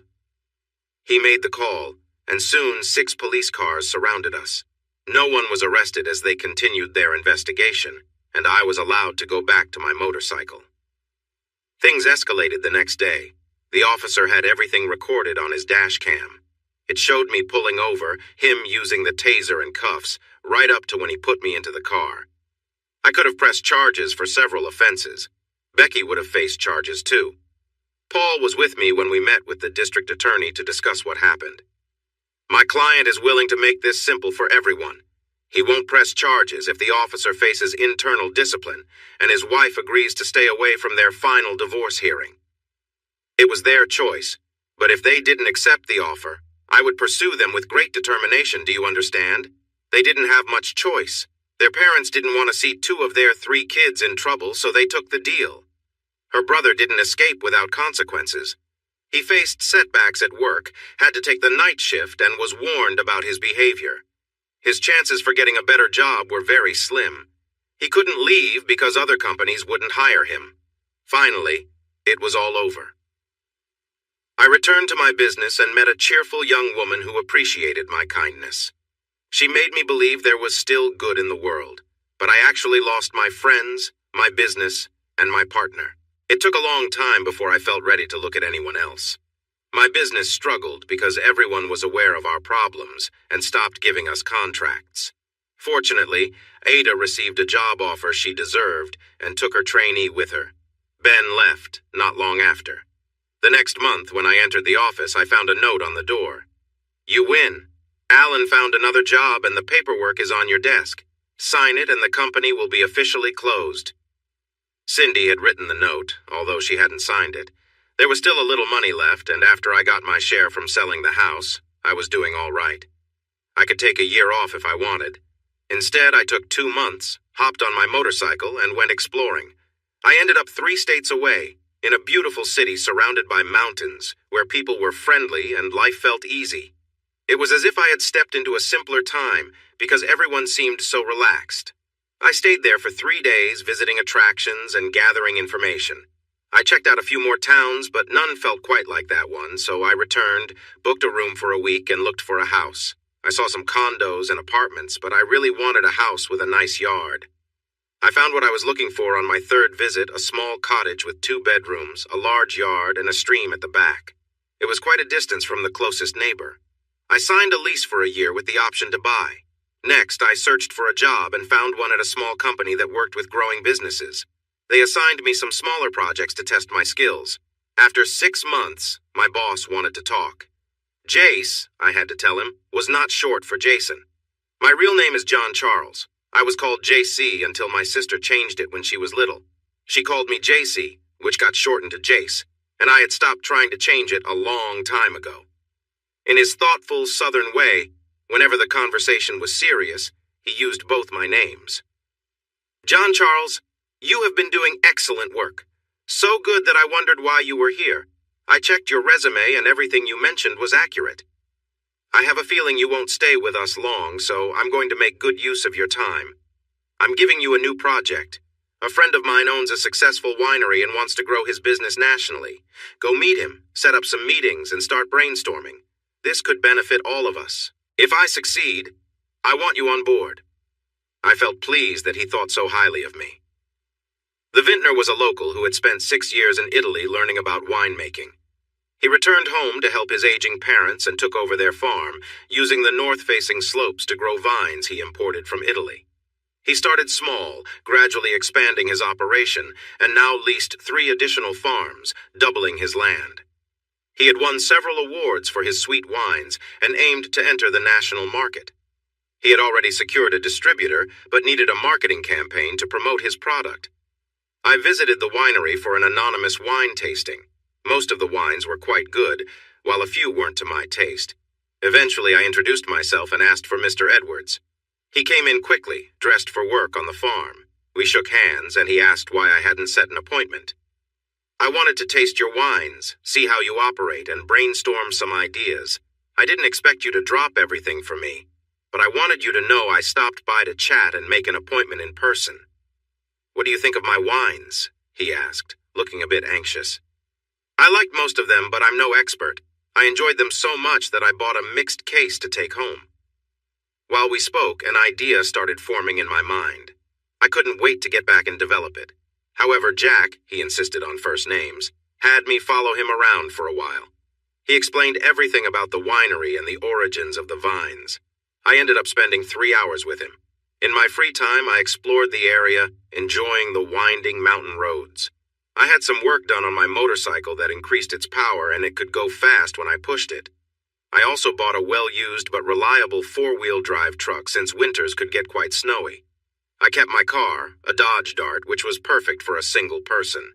I chose the sportiest model, and while it was said to reach over 180 miles per hour, I never pushed it past 110, and that only twice. The car and motorcycle were stored in the garage while the truck was parked outside. One Saturday afternoon, I found a little bar in an out-of-the-way place. There were a few motorcycles outside, mostly Harleys, but also a Goldwing and a few sport bikes, so I decided to stop in for a drink. The atmosphere quieted for a moment when I entered. They could tell I wasn't from around here. I ordered my drink and looked around. The place was old but clean and tidy. The regulars at the bar seemed to know each other well, sharing jokes and playful teasing. After serving drinks, the bartender spoke up. "This place has been in my family for 70 years, he said proudly. "We have a good reputation here. No fights, and everyone respects each other, especially women. If you don't, you're out quick." I appreciated his words. A friendly spot is valuable, no matter if folks come in business suits or casual clothes. People are pretty much the same, no matter their income. He liked my compliment and offered me the next round. Then a big guy with a beard sat down beside me. "Is that yours?" he asked, glancing at my bike outside. "Yep," I replied. He chuckled. "Another one of those bikes. They don't sell real ones made in America where you're from?" His grin softened the comment. "Which one do you have?" I asked. He pointed to an older Harley. "Nice bike," I said, returning his smile. "But the parts on that one are from all over, too. Some from Italy and Japan and tires from a British company. Still think it's all American?" He looked surprised. "Really?" I nodded. "Really? They're nice bikes, though." Soon others joined our conversation. One guy mentioned his Vulcan was made in the U.S. We ended up stepping outside to look at all the bikes together. By the time we returned inside, I had made some new friends. After that, I spent most weekends at the bar, joining poker runs and riding together whenever we felt like it. They took me to many places I would never have discovered on my own. 3 months later, I got my nickname. I had met with Jack Edwards about a campaign idea. I wanted to see if I could film a commercial in his tasting room. The tasting room was beautiful, with wood, stone, and glass, featuring a high ceiling and lots of natural light. He liked my idea, as long as we filmed on a Monday, which was his slowest day. He even gave me a case of wine to try and share my thoughts. Many of his wines had names inspired by the area. Millrace Red came from the old mill near his land, and Yankee Orchard White was named after a friend's apple orchard. Jack, originally from New York, created unique wines. One wine, using Pink Lady apples blended with a medium white, was smooth and had a fresh, fruity taste. After a long day, I needed to relax. My route home took me right past the bar. Forgetting my appearance, I walked in. For a moment, there was silence. Then laughter erupted. "Where have you been? A funeral?" chuckled Fat Bob, the first person I had met when I started coming here. We had become good friends. Sometimes I even lent him my truck when his bike needed repairs. I was about to explain when I heard another voice. "Who's the guy in the suit?" I didn't need to look. Amanda Patterson, known around the bar as Baby Doll, had just turned 20 and stood barely 5 feet tall. She was cute, with red hair and a quick temper, and she spoke her mind. People generally didn't flirt with her unless she was interested, and I had never seen her show that interest. "Hi, Amanda. I dressed up to ask for your hand in marriage." I got down on one knee, and the bar erupted in laughter. Her face turned bright red, and I knew her feelings about love and marriage were strong. There had to be some story behind that. She also disliked being called Amanda. "That's not funny, and what are you all laughing at? Don't make me come over there." This only made them laugh more. "I won't take that as a no. Does that mean I need to keep wearing this suit until you decide to say yes?" She pushed me back and stormed off to the kitchen. Fat Bob helped me up. "I wouldn't order anything tonight. She might not be in the best mood to serve." Amanda worked in the kitchen on weekends for tips and meals. I learned from Ellen, one of the bartenders, that she had a tough life. During the week, she stayed in a shelter and slept on a cot at the bar over the weekends. It wasn't exactly right, but no one was going to report her. "She's a good kid, just having a hard time. We'd hire her full-time if we could." I asked how she managed to get by during the week without a job. "Soup kitchens, I guess. I never asked. I think she has some background issues and hasn't finished high school, so her job options are really limited." Amanda was there nearly every night, leaving only when she needed to secure a place to sleep. I'm not sure why I decided to help her. Maybe I wanted to connect with someone. Maybe I wanted to give her some hope. I made a deal with Helen and Sam, the owner. I offered to pay for her meals during the week. Sam agreed to let her work 4 hours a night waiting tables and cleaning for $100 a week, and I would cover half of that. I just asked that she never find out I was involved. "Here," I said, giving Ellen $200. "Take her shopping. She needs new clothes. Tell her she can pay you back from her wages, $20 a week." Ellen later told me it was the first time she had seen Amanda cry. She didn't buy much, just some new clothes, including 3 pairs of jeans and a few plain shirts. 2 pairs of sneakers rounded out her purchases, and that was all she needed. I thought about everything as Ellen shared Amanda's story with me. Becky often bought shoes she didn't really like, wore them a few times, then got rid of them. She probably spent more on makeup and accessories in a month than Amanda earned in that time. She stayed in the kitchen for the rest of the night. Later, Helen mentioned she might have cried a bit, saying it was because of cutting onions. I felt bad and hoped I hadn't hurt her feelings too much. Soon I got the nickname Suit, which everyone found amusing. I made a point to stop by wearing my work clothes now and then. Every time I did, I would ask her if she had changed her mind. She still teased me every time, but now she smiled. Everyone at the bar was kind to her. I had never really thought about how she felt until one night when a new guy was flirting with her. She managed to deflect him with a smile, but he kept bothering her. When she leaned over at the next table to pick up some empty glasses, he touched her inappropriately. I noticed and rushed over without thinking. She screamed, turned around, and accidentally spilled her drink on him. "Watch it!" he shouted angrily, getting ready to hit her. I grabbed his arm and pulled him away from her. Sam and Fat Boy arrived just in time to stop me from retaliating. Amanda reacted by hitting him hard as we moved him aside. "Don't ever touch me again. Next time my fiancé will protect me." She blushed when she realized what she said and hurried into the kitchen. Later, she came out to thank me for stepping in. I smiled. I couldn't let my future bride get hurt, could I? Just a tip. It might be good to let the guys who bother you know someone cares about you. Think about it. To everyone's surprise, she kissed my cheek. Once the cheers died down, she warned them not to laugh at her again. She then quickly went back to the kitchen. 3 weeks later, I signed up for a poker run. We met at the bar and they opened the kitchen for breakfast. After eating, as we lined up, I felt someone tugging at my sleeve. Baby Doll looked a bit embarrassed but determined. "Can I ride with you?" "Sure, if you have a helmet." She showed me one. Fat Boy lent it to me. She was in jeans and a t-shirt, and I knew it would be cool in the morning. Go get a jacket. It'll be cold if you don't. She lowered her head. I don't have one. I haven't needed it before. I sighed as she climbed on behind me. Have you ever been on a bike before? I asked. She nodded. Then you know you need to hold on. It won't be safe unless you do. Everyone knew she didn't like being touched, but she slowly wrapped her arms around my waist. I started off slowly until she began to relax. After a mile, I pulled into a Walmart. Why are we stopping here? She asked. To get you a jacket. I can feel you shivering. If you want, you can pay me back later. Or you can just accept it as a gift for coming along. Either way, we're not leaving until you're bundled up. She complained a bit, but I managed to get her a warm jacket, scarf, and gloves. The gloves earned me more grumbling. If you keep this up, I'll just leave you here, I teased. I don't want you catching a cold. Now how about a thank you? She smirked. Thanks, genius. If you want to waste your money, go ahead. Can we catch up with everyone now? We met up with the others at the next stop. By then, she was holding on tightly as we rode. Lunch was a stop at a nice buffet-style restaurant, but she looked like she'd wait outside by the bike. I leaned close and told her, get inside right now. If you don't, I'll carry you in. She gave me a look but followed, and once inside, she didn't hold back from enjoying the food. At the end of the day, we relaxed, and to our surprise, we won a small prize, a gift certificate for a motorcycle shop. I handed it to her, covering her mouth lightly when she started to object. When I let go, she stayed quiet, though her eyes were fiery. The ride back didn't go as smoothly. It started to drizzle, then rain harder. We were almost at my place just a mile away, so I turned toward my garage.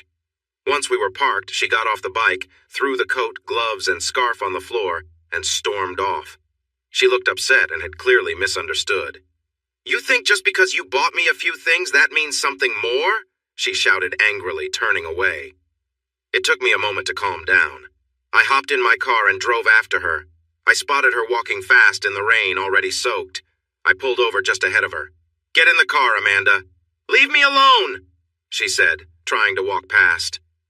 I gently held her arm. You can either get in the car and I'll take you back to the bar or keep refusing, and I'll put you in the car myself. Your choice. She kept walking, but I guided her carefully to the car and opened the passenger door. After a moment, she slid in without any more argument. We had driven a mile in silence when she finally started to talk. I raised my hand. Don't say a word, or I'll stop the car right here and leave you behind. Got it? She nodded, eyes wide. I turned into a parking lot, opened her door and said, Get out, now. She got out, and I closed the door hard. I drove onto the highway, speeding away. I waited 3 weeks before I went back, making sure she was gone first. I handed Helen a coat, scarf, and gloves. These are for Amanda. She can use them or toss them. I really don't care. Helen and Sam looked surprised. Then Helen smiled and slapped my shoulder. What was that for? I said, rubbing my arm. That's for making us listen to her for 3 weeks. We didn't know what happened when you left. Then Amanda came in, went straight to the back and cried for 3 days. Her life hasn't been easy. She was mistreated and left behind when she was 15. She stayed in foster care until she turned 18 and was on her own. She got involved with someone who wasn't good for her. Take it easy on her, Suit. She doesn't know how to deal with kindness. It's new for her. She thinks if someone is nice, they want something from her, something she's not comfortable giving. Helen smiled again. She rushes to the door every time she hears a motorcycle, hoping it's you. She wouldn't admit it, but she has a big crush on you. It's gone from being angry to feeling sad. Be nice to her. Show up while she's around and say something kind before she loses her cool. I went to the bar the next night, driving my Dart and wearing a nice suit. Amanda, come out here! She peeked out from the kitchen, looking scared. Come on, baby doll. I just want to chat. She stepped out, ready to run. I had already spoken with Sam and Helen about my plan. Sam, tell her she's fired. Her face went white and Helen laughed. It's just for tonight, sweetie. You still have your job. That's right. You're still employed, just not tonight. We're going out. First, I'll take you somewhere that has good food. Hey, Sam and Helen said together, both laughing. Let me rephrase that. Somewhere that serves more than just burgers and fries. Afterward, we can watch a movie, maybe one of those emotional ones girls like. Get ready while I enjoy a drink." People laughed, and Amanda turned red. She started rubbing her jeans nervously. "Jace, I'm not dressed for this. 10 minutes, Amanda, or we go back to what happened that rainy night, understood?" She gasped and dashed into the back room. I turned to Helen. "Go help her with some makeup to help her feel better. It's just dinner and a movie." She surprised everyone by giving me a big kiss. "Maybe for you." They all cheered when she came out, her cheeks shining. Helen had helped her with her hair and put a little lipstick on. She looked amazing. I took her hand, opened the door for her, and the group smiled as I helped her into the car. I could hear quiet applause as I drove away. "Is there a special place you'd like to eat?" I asked while driving a bit fast. She hadn't said much. "Anywhere is fine," she replied, looking out the window. I parked in an office lot. "Look at me, Amanda." She turned to face me. "When I ask you something, I really want an honest answer. So again, where do you want to eat? Would you like to try something new? Italian, Thai, anything?" She looked down and, in a quiet voice, said, "I've always wanted to try lobster, but you don't have to spend too much." So I took her to Red Lobster and ordered her a plate with lobster in different styles. She was shy at first, but got more comfortable as she ate. She even tried to get me to have a bite once. "Sorry, Amanda, but I don't like lobster." "Then why did we come here?" she asked, looking confused. "Because you wanted to try lobster, plus I enjoyed the shrimp." That made her smile, and she eagerly sampled my shrimp when I offered. After dinner, we went to the movies. There were 8 options, and I let her choose. I didn't think she liked horror films, but apparently the scarier the better for her. After the movie, we went to an ice cream shop and she got a big banana split with 2 spoons. For someone small, she sure had a big appetite. Everything was going well until we passed a bank with a sign showing the time and temperature. Oh no. Oh no what, Amanda? "Oh no, I've stayed out too late to go back to the shelter. I guess I'll need to return to the bar." "Okay," I said, driving her straight to my house. She sat quietly as I turned off the car and closed the garage door. "Amanda, listen closely. I have 2 bedrooms. One can be yours for the night and it has a lock. You can sleep in a nice bed, take a refreshing shower, and I'll even make breakfast for you. No strings attached, nothing expected. It's your choice. I'm going inside now. If you don't trust me, lock the doors and lean back in the seat. I'll wake you up in the morning." It took about 30 minutes for her to come inside. "Where's the bedroom?" she asked. I showed her the room, pointed out where the towels were, gave her a shirt to sleep in, and then headed to bed, laughing quietly as I locked my own door. She must have slept soundly, because I had showered, gotten dressed, and made breakfast before I knocked on her door. "Time to wake up, sleepyhead. Breakfast is ready." I poured coffee, served a ham and cheese omelet, and placed the toast on the table. I had almost given up when she stumbled into the kitchen, still wearing my t-shirt. It was so big on her that it hung down to her knees. She was slow to wake up, but that didn't stop her from eating. She finished her plate, and we piled the dishes into the sink. I picked up my travel mug. "Where do you want me to drop you off?" I asked. She looked surprised. "I don't know. I usually wait at the library until it's time for work, but it's closed for another 2 hours. I guess you can take me to the park." I didn't like that idea. I knew some people stayed in the park, and I didn't want her there, especially this early. "How about this? Stay here. I'll take the truck to work and meet you after. You can take the Dart to the bar. If you scratch it, you'd better run, okay?" Her eyes widened. "You really trust me that much?" I smiled. "You planning to take anything from me?" She turned bright red. I spoke quickly to avoid any misunderstanding. "I didn't think so. By the way, I need to get the oil changed. Could you drive it to the Dodge dealership for me? It's already paid for, so no need to worry about that. I'll call when they open. Will you do it if they can fit me in?" She just nodded her head. I surprised her by giving her a quick kiss on the cheek and stepped back before she could respond. "Thanks. Make yourself at home. I'll see you later." She was still rubbing her cheek as I left. Everyone at work noticed I was in a good mood. A secretary jokingly asked if I had a good night. She had tried to get my attention when I first started, but I hadn't been interested. She was a little older than me, in her 30s. I finished pouring my coffee and turned to her. "Actually, I spent the night with a great girl who's nearly 10 years younger than I am. Remember that energy from back then? I'm lucky I can walk today, I said with a grin. I left her speechless, while the others laughed. She did take the truck for the oil change. When I came home to change, I was surprised at how clean everything was. It looked amazing. She must have spent a lot of time cleaning. I had called my friend Fat Boy, and he came by to take me back to my car. He was smiling widely. "What's up?" I asked. "You and her, huh? Is she as great as she seems?" he teased. I just smiled back. "You're quite the character, you know that? All she had last night was a bed alone." "If you say so," he replied, still smiling. I wasn't ready for what happened when we arrived. She ran up to me, jumped into my arms, and gave me a big kiss. I felt a strong thrill, and it made me look down, wondering if my shoes were okay. The bar was loud with laughter. "Be quiet," she shouted. "This is how you greet a man." I was taken aback by her energy. She wanted to be close to me all night, so much that Sam warned her that she might lose her job if she didn't focus. When I got ready to leave, she asked me to stay longer and drive her back to the shelter. I couldn't say no. I warmed up the car and waited. She came out with a big backpack that I had to put in the trunk. "What's in here?" I asked. "Everything I own," she said as she settled into the passenger seat. "There's nowhere safe to keep it at the shelter. Someone would take it." As I drove, I felt sad thinking about how hard that must be for her. When I missed the turn to the shelter, she spoke up. "If I don't get there soon, I won't have a place to sleep. You're not sleeping there tonight. You can stay at my house. You deserve it for helping me today. Consider it a thank you." She started to argue, but then changed her mind and turned the radio to a station I didn't like, turning up the volume. Instead of going to bed right away, she took a shower, put on one of my t-shirts, and flopped onto the couch, picking up the remote to change the channel. "Hey, I was watching that." "It's boring. Besides, I'm your guest here." She found a show about 4 girls with a secret. I couldn't take it after 5 minutes.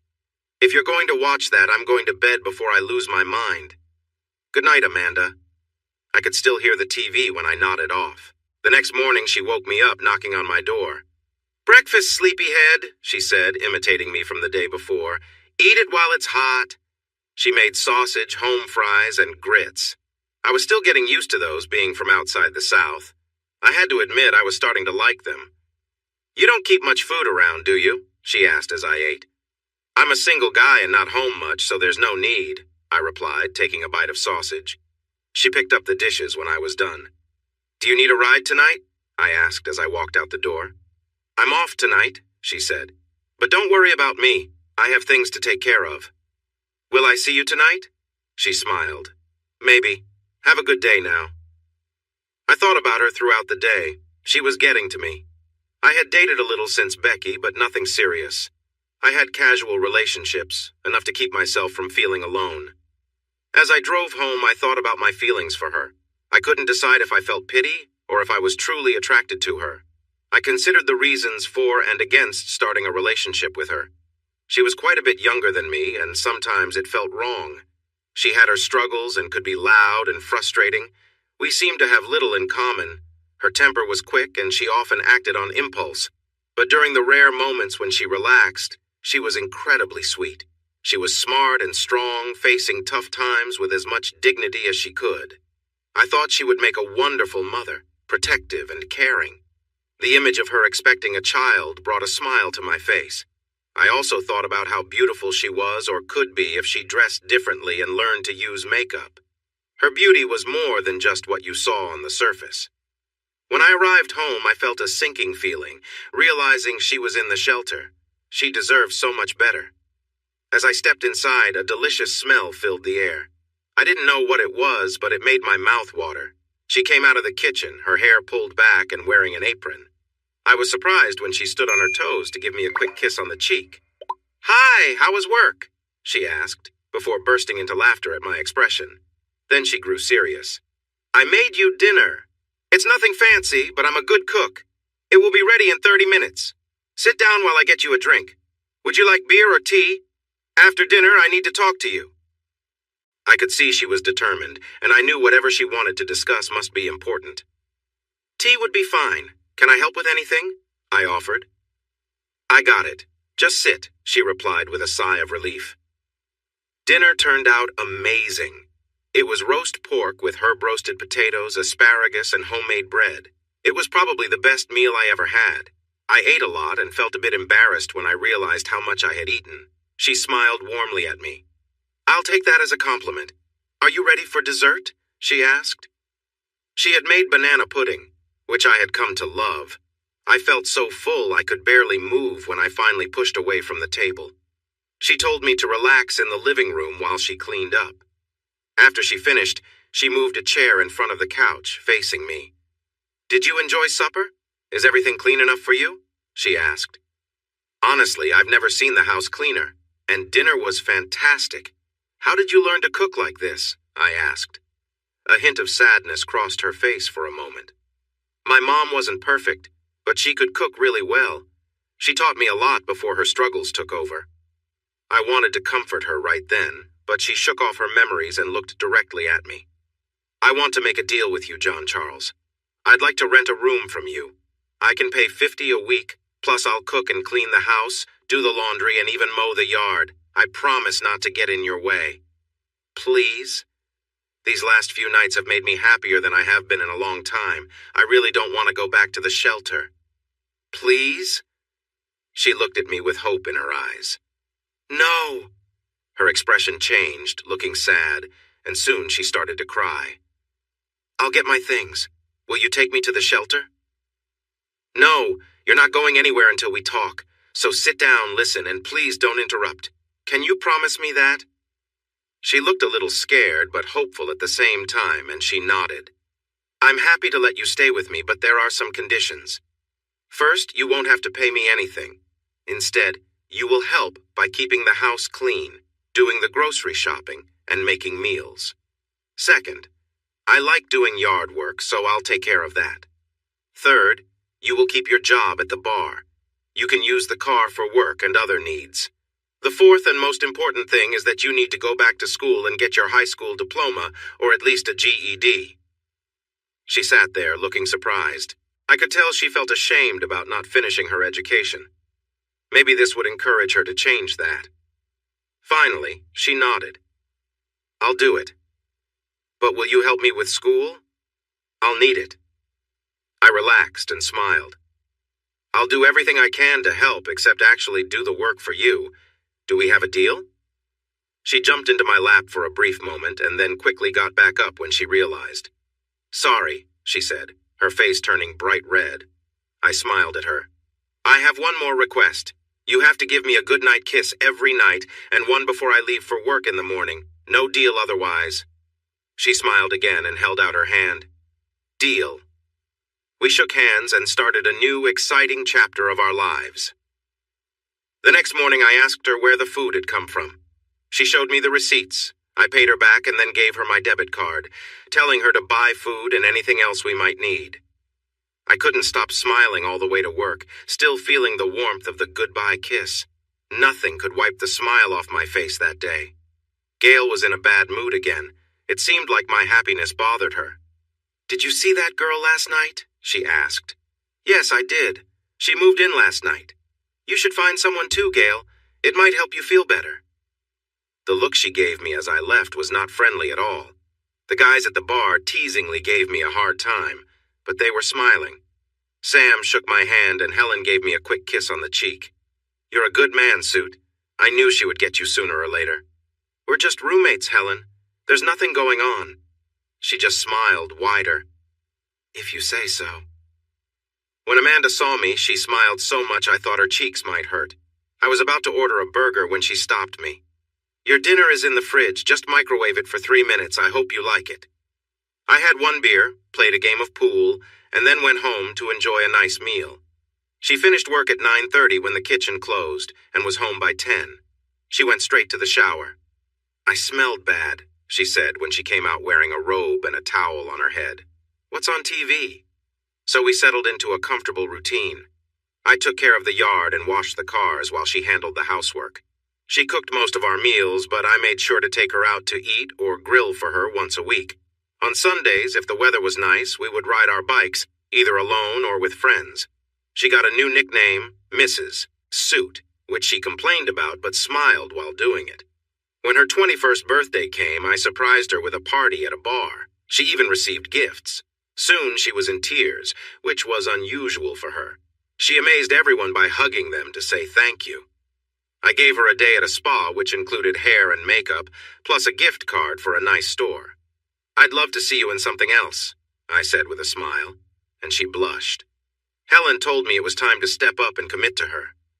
"I don't know how she feels about me," I admitted. "Then you're really missing out. She loves you, but she doesn't know how to show it. You need to help her understand. It will be worth it." "How do you know all this?" She hugged Sam when he walked over. "Because 15 years ago I was in her place.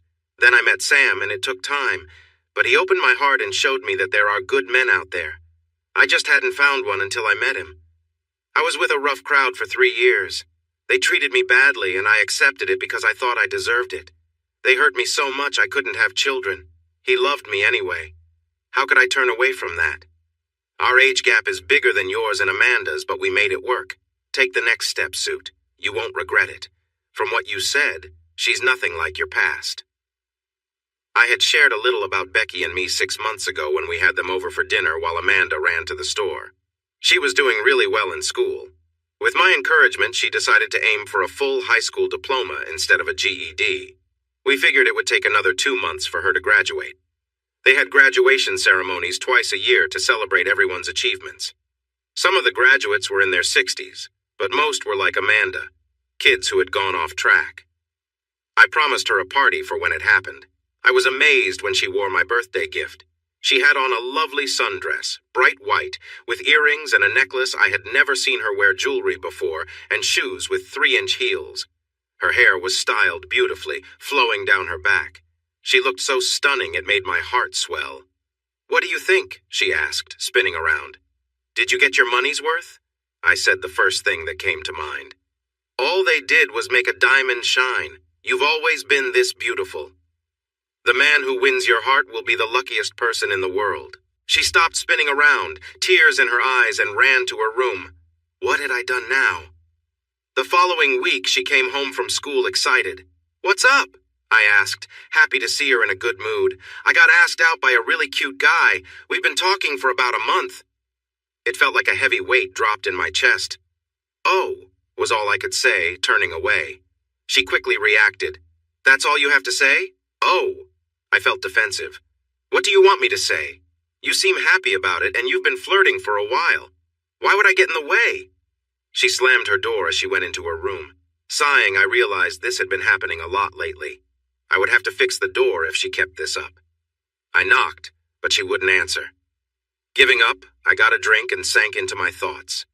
By my third drink, I found myself wondering about relationships before drifting off. I woke up when she gently shook my shoulder. "What?" I asked, trying to wake up. "We need to talk." Her words made me alert. Nothing good seemed to follow that phrase. "Do you like me?" I couldn't understand her expression. "Yes, I do," I replied honestly. "How much?" "I don't know what you mean, Amanda. Can you help me understand?" She hit me lightly. As I rubbed my cheek, she began to explain. "Are you asking if you love me? Not as a friend, but in a serious way? Because I've loved you for a long time, and I feel like you haven't noticed. I know I'm younger, I don't have much experience, I can be loud and a bit jealous, but that's just part of me. I can't take this anymore. It hurts. If you don't love me, I'll leave." I stopped her by kissing her gently. "Whoa now," I said. "Are you trying to push me away? Because it's too late for that. What you think you lack doesn't matter. You have something much more important. You have my heart." She seemed to brighten when she heard that. Once she settled, she curled up in my lap, letting her feelings out until she fell asleep. Did we rush into her room and get carried away? No. She needed comfort, so I held her until she felt better, then took her to my bed and tucked her in. I went out onto the back deck, watching the stars and thinking about what might happen next. I was outside for over an hour. When I returned inside, she had put on a shirt and crawled back into bed. When I lay down, she cuddled into my arms, murmured something that sounded like "love you," and dozed off again. I held her for a long time, enjoying her presence before finally falling asleep myself. I woke up alone to the smell of breakfast. She was busy in the kitchen, making everything just right. I surprised her by lifting her off the ground and kissing the back of her neck. She laughed softly, shaking her head. "Let me go, or breakfast will end up burnt," she teased. After breakfast, with no rush to be anywhere, we settled in for a long talk. She relaxed beside me, then looked thoughtful. "Jace, I want you to know I care about you a lot," she said gently. "But please be patient with me. I've been through a lot." Slowly, she began to share her past. She had been happy as a child until she lost her dad when she was 10. Afterward, her mother struggled, sinking into depression and making poor decisions. Eventually, she turned to alcohol, and their home life grew chaotic. Things got worse when her mother remarried and had various boyfriends, one of whom tried to harm her. She managed to defend herself and told her school, which led to her being placed in foster care. She spent her teenage years between foster homes and juvenile facilities. Desperate to see her younger sister, she once took a car without permission, landing herself in more trouble. Finally, at 18, she was on her own. She ended up in an unhappy relationship out of necessity. Her partner was controlling, and eventually he tried to push her into making money in harmful ways. She left, eventually finding her way to a new town, hoping for a fresh start. Hearing her story, my heart went out to her. "I want to be close to you, Jace," she said, her voice soft. "But it's hard for me sometimes. Will you help me?" Over time, I supported her however I could, including helping her find a therapist. We grew closer, gradually building trust. Months later, our relationship felt natural and safe, and she seemed more comfortable. One evening, after a light-hearted dinner and some wine, she opened up even more, and we shared a gentle, heartfelt moment together.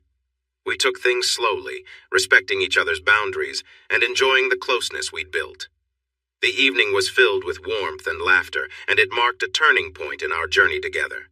From then on, our connection grew even stronger, built on trust, understanding, and a shared sense of healing and hope. I could easily get used to this kind of wake-up call. "Will you do that fun thing again for a while, then let me drive?" She laughed and smiled at me. 5 minutes later, we were enjoying our time together, laughing and playing around. We decided to skip riding our bikes that day since sitting would be too uncomfortable for her. We relaxed for a while until about 3, when I asked her to get dressed. She happily drove if we took the Dart, calling it her car. We went to the mall and I took her into a jewelry store. "Choose one," I said, pointing to the engagement rings. "Really?" she asked, tears starting to fill her eyes. "Really," I replied, kneeling down. "Marry me."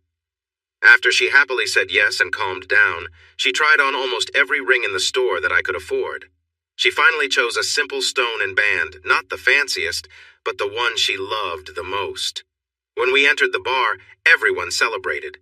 The women gathered in a group, leaving the men standing. "What are they doing?" I asked, and the men laughed. "They're planning a wedding.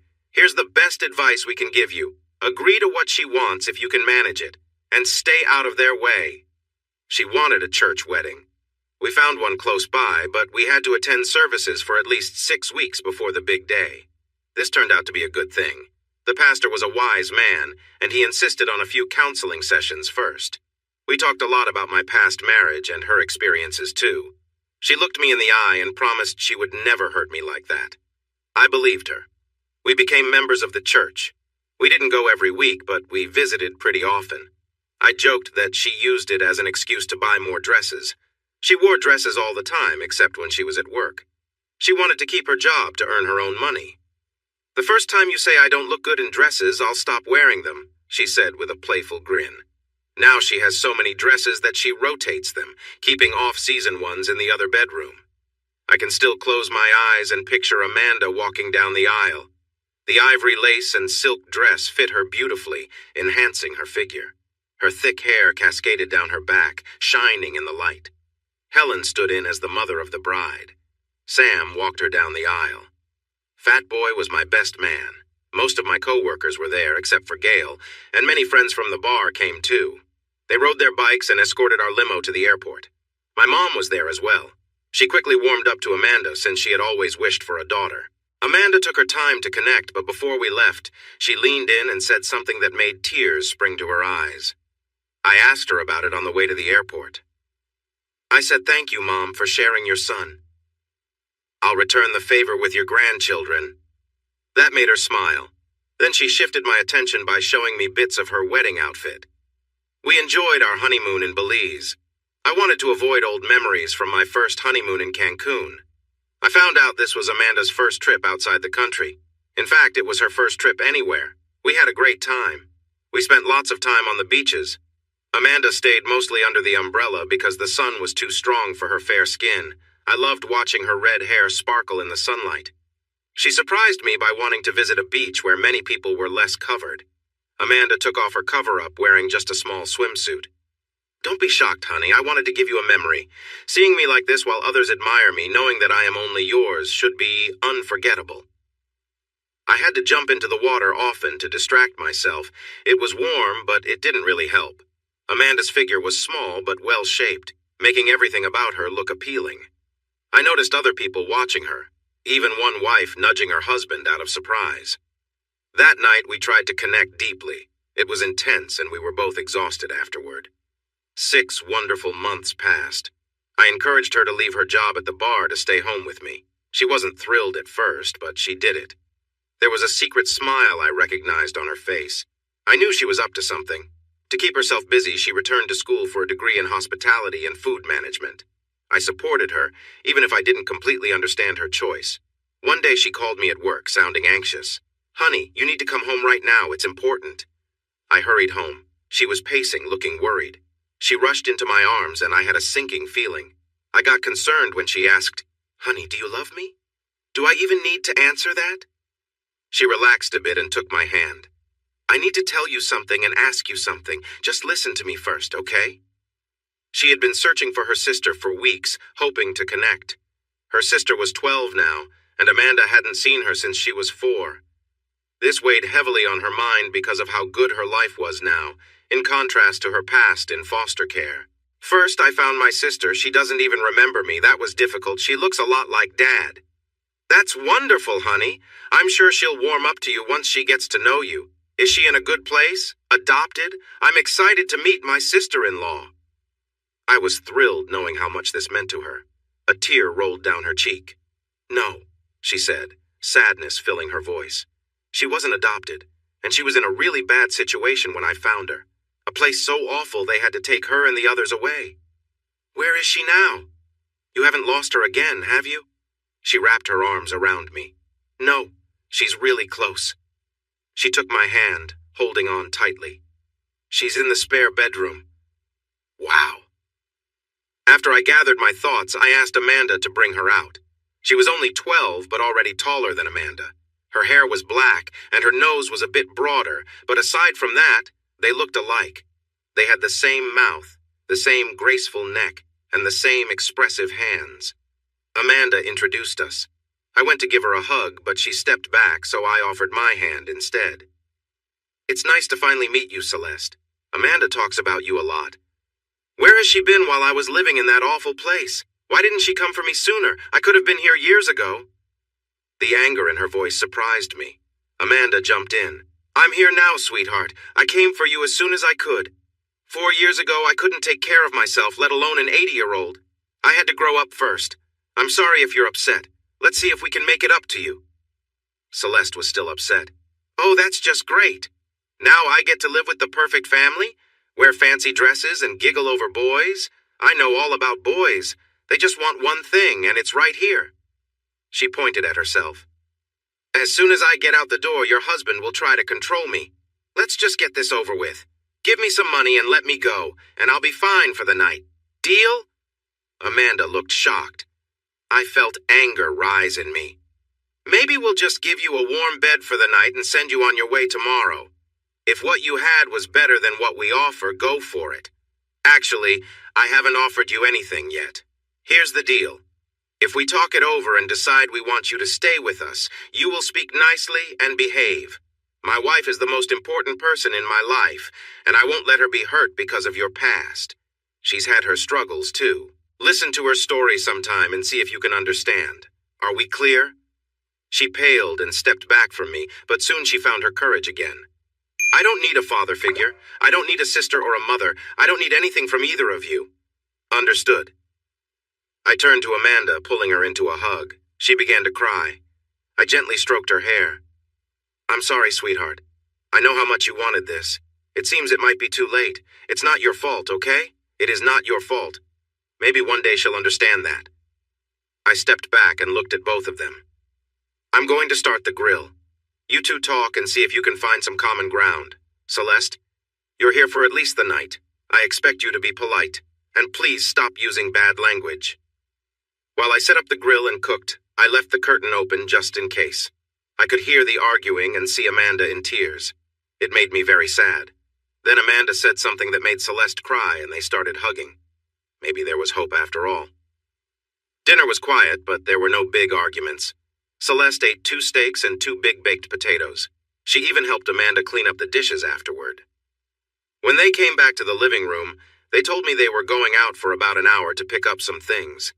I guessed it was clothes for Celeste.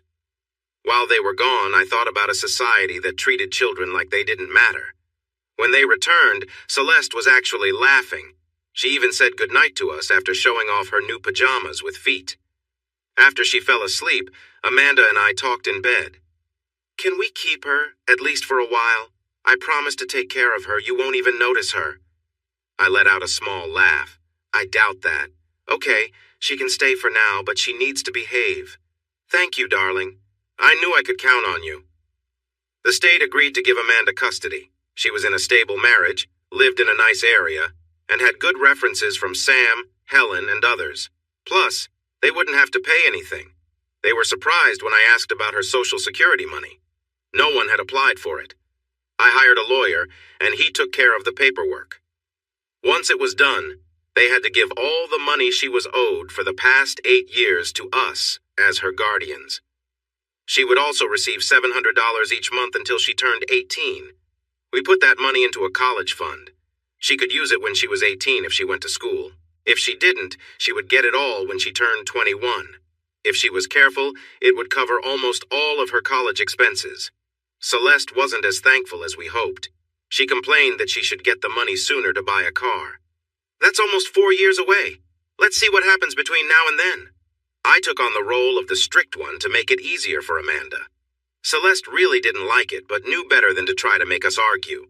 The first time she tried, she got grounded for a month. She was falling behind in school because she wasn't paying attention.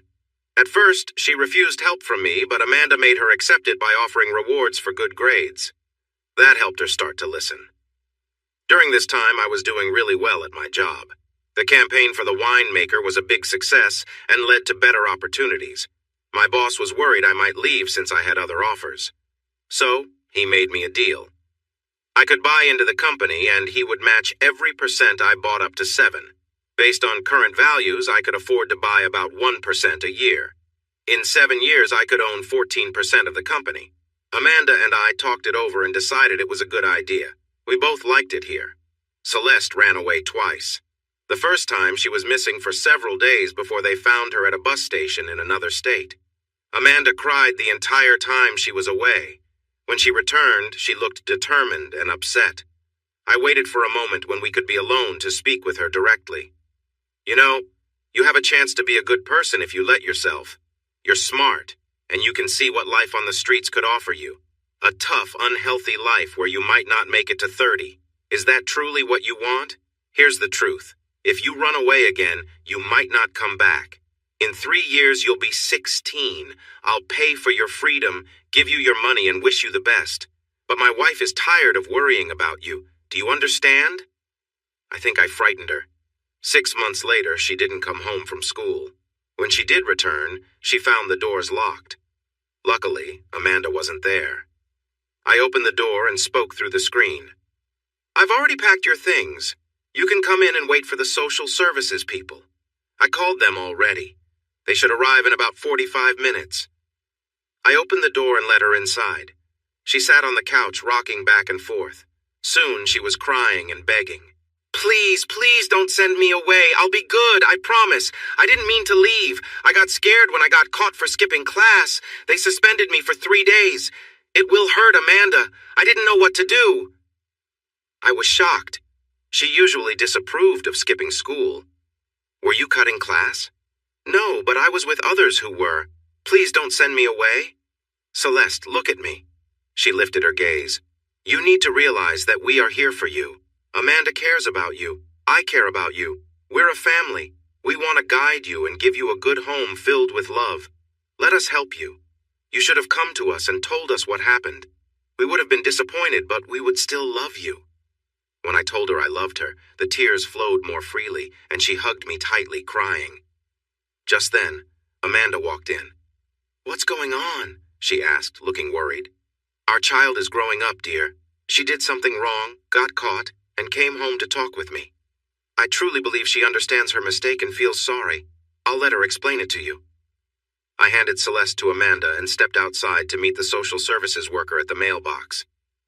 Hi, Denise. Sorry for the trouble. It wasn't an emergency. She got caught for something minor and received a suspension. She was scared to come to us. Amanda is inside with her now, talking it through. Denise sighed. I should check in, but I trust you. I can head home to make dinner for Fred, and we can eat together for a change.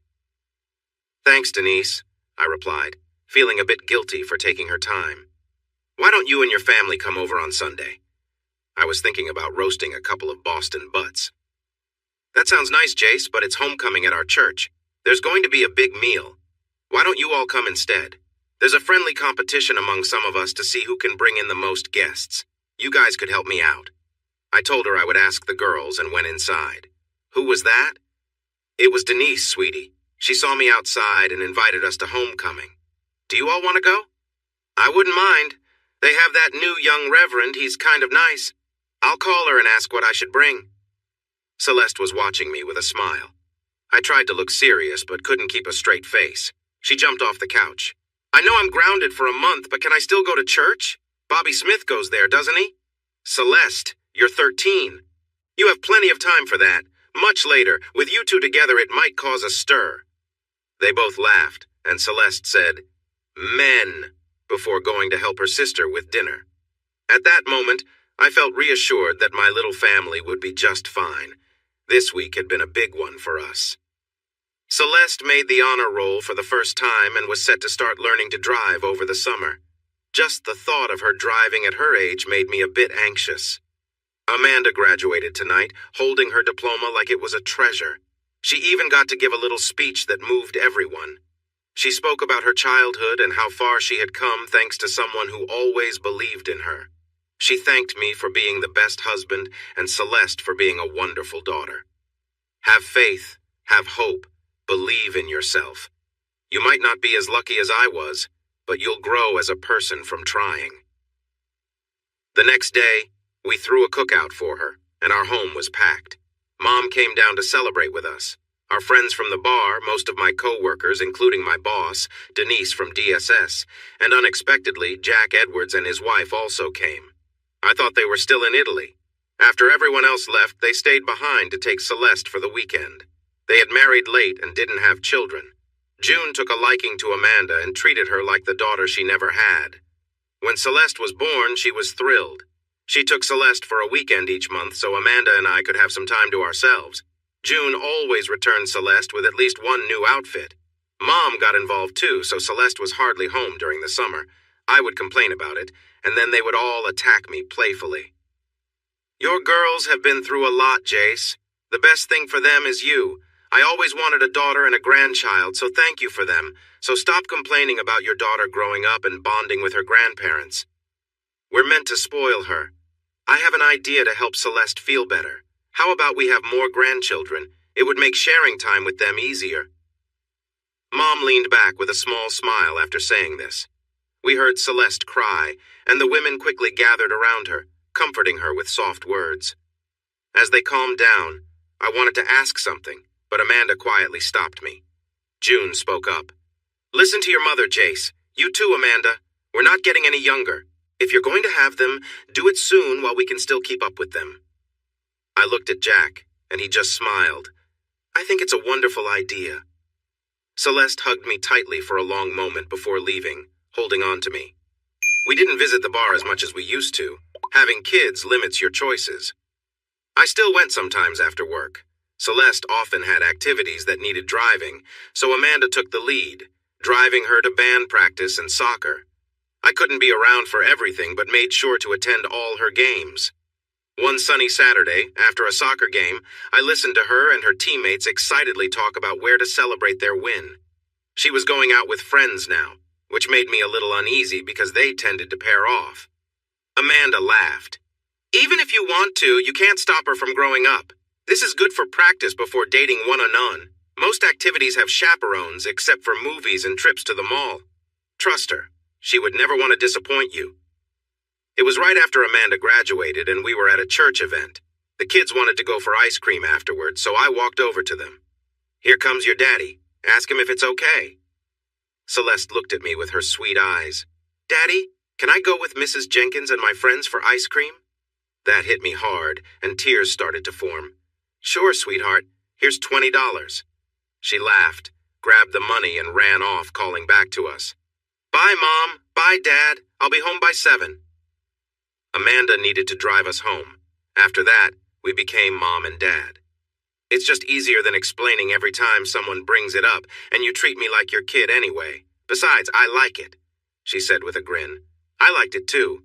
Our friend Sam had a stroke. It wasn't the worst, but he had to cut back on work. Everyone helped out, but soon it became clear that Helen was struggling to manage everything. One Sunday afternoon after church, Amanda came to me. We were getting ready to ride, and Celeste was with friends. Before we go, I need to ask you something. Let me say everything before you respond. It's important. I hoped it wasn't something bad. I love being Celeste's mom. I love being your wife. Helen needs help, and I want to use my skills. I've talked with Helen and Sam, and they support the idea. I want to go back to the bar, not as a worker, but as a partner.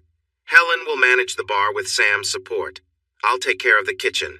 Will you think about it? I considered it while we rode. We stopped at the bar, and I looked at it differently. It was in decent shape, but could use some improvements. Helen came over, and Amanda stepped into the kitchen. What do you think? I think it's a lot to think about. I don't want to lose my wife to this job. You know my history, and I worry about her schedule. Plus, we need to think about Celeste. Also, I need to know how much money we're looking at.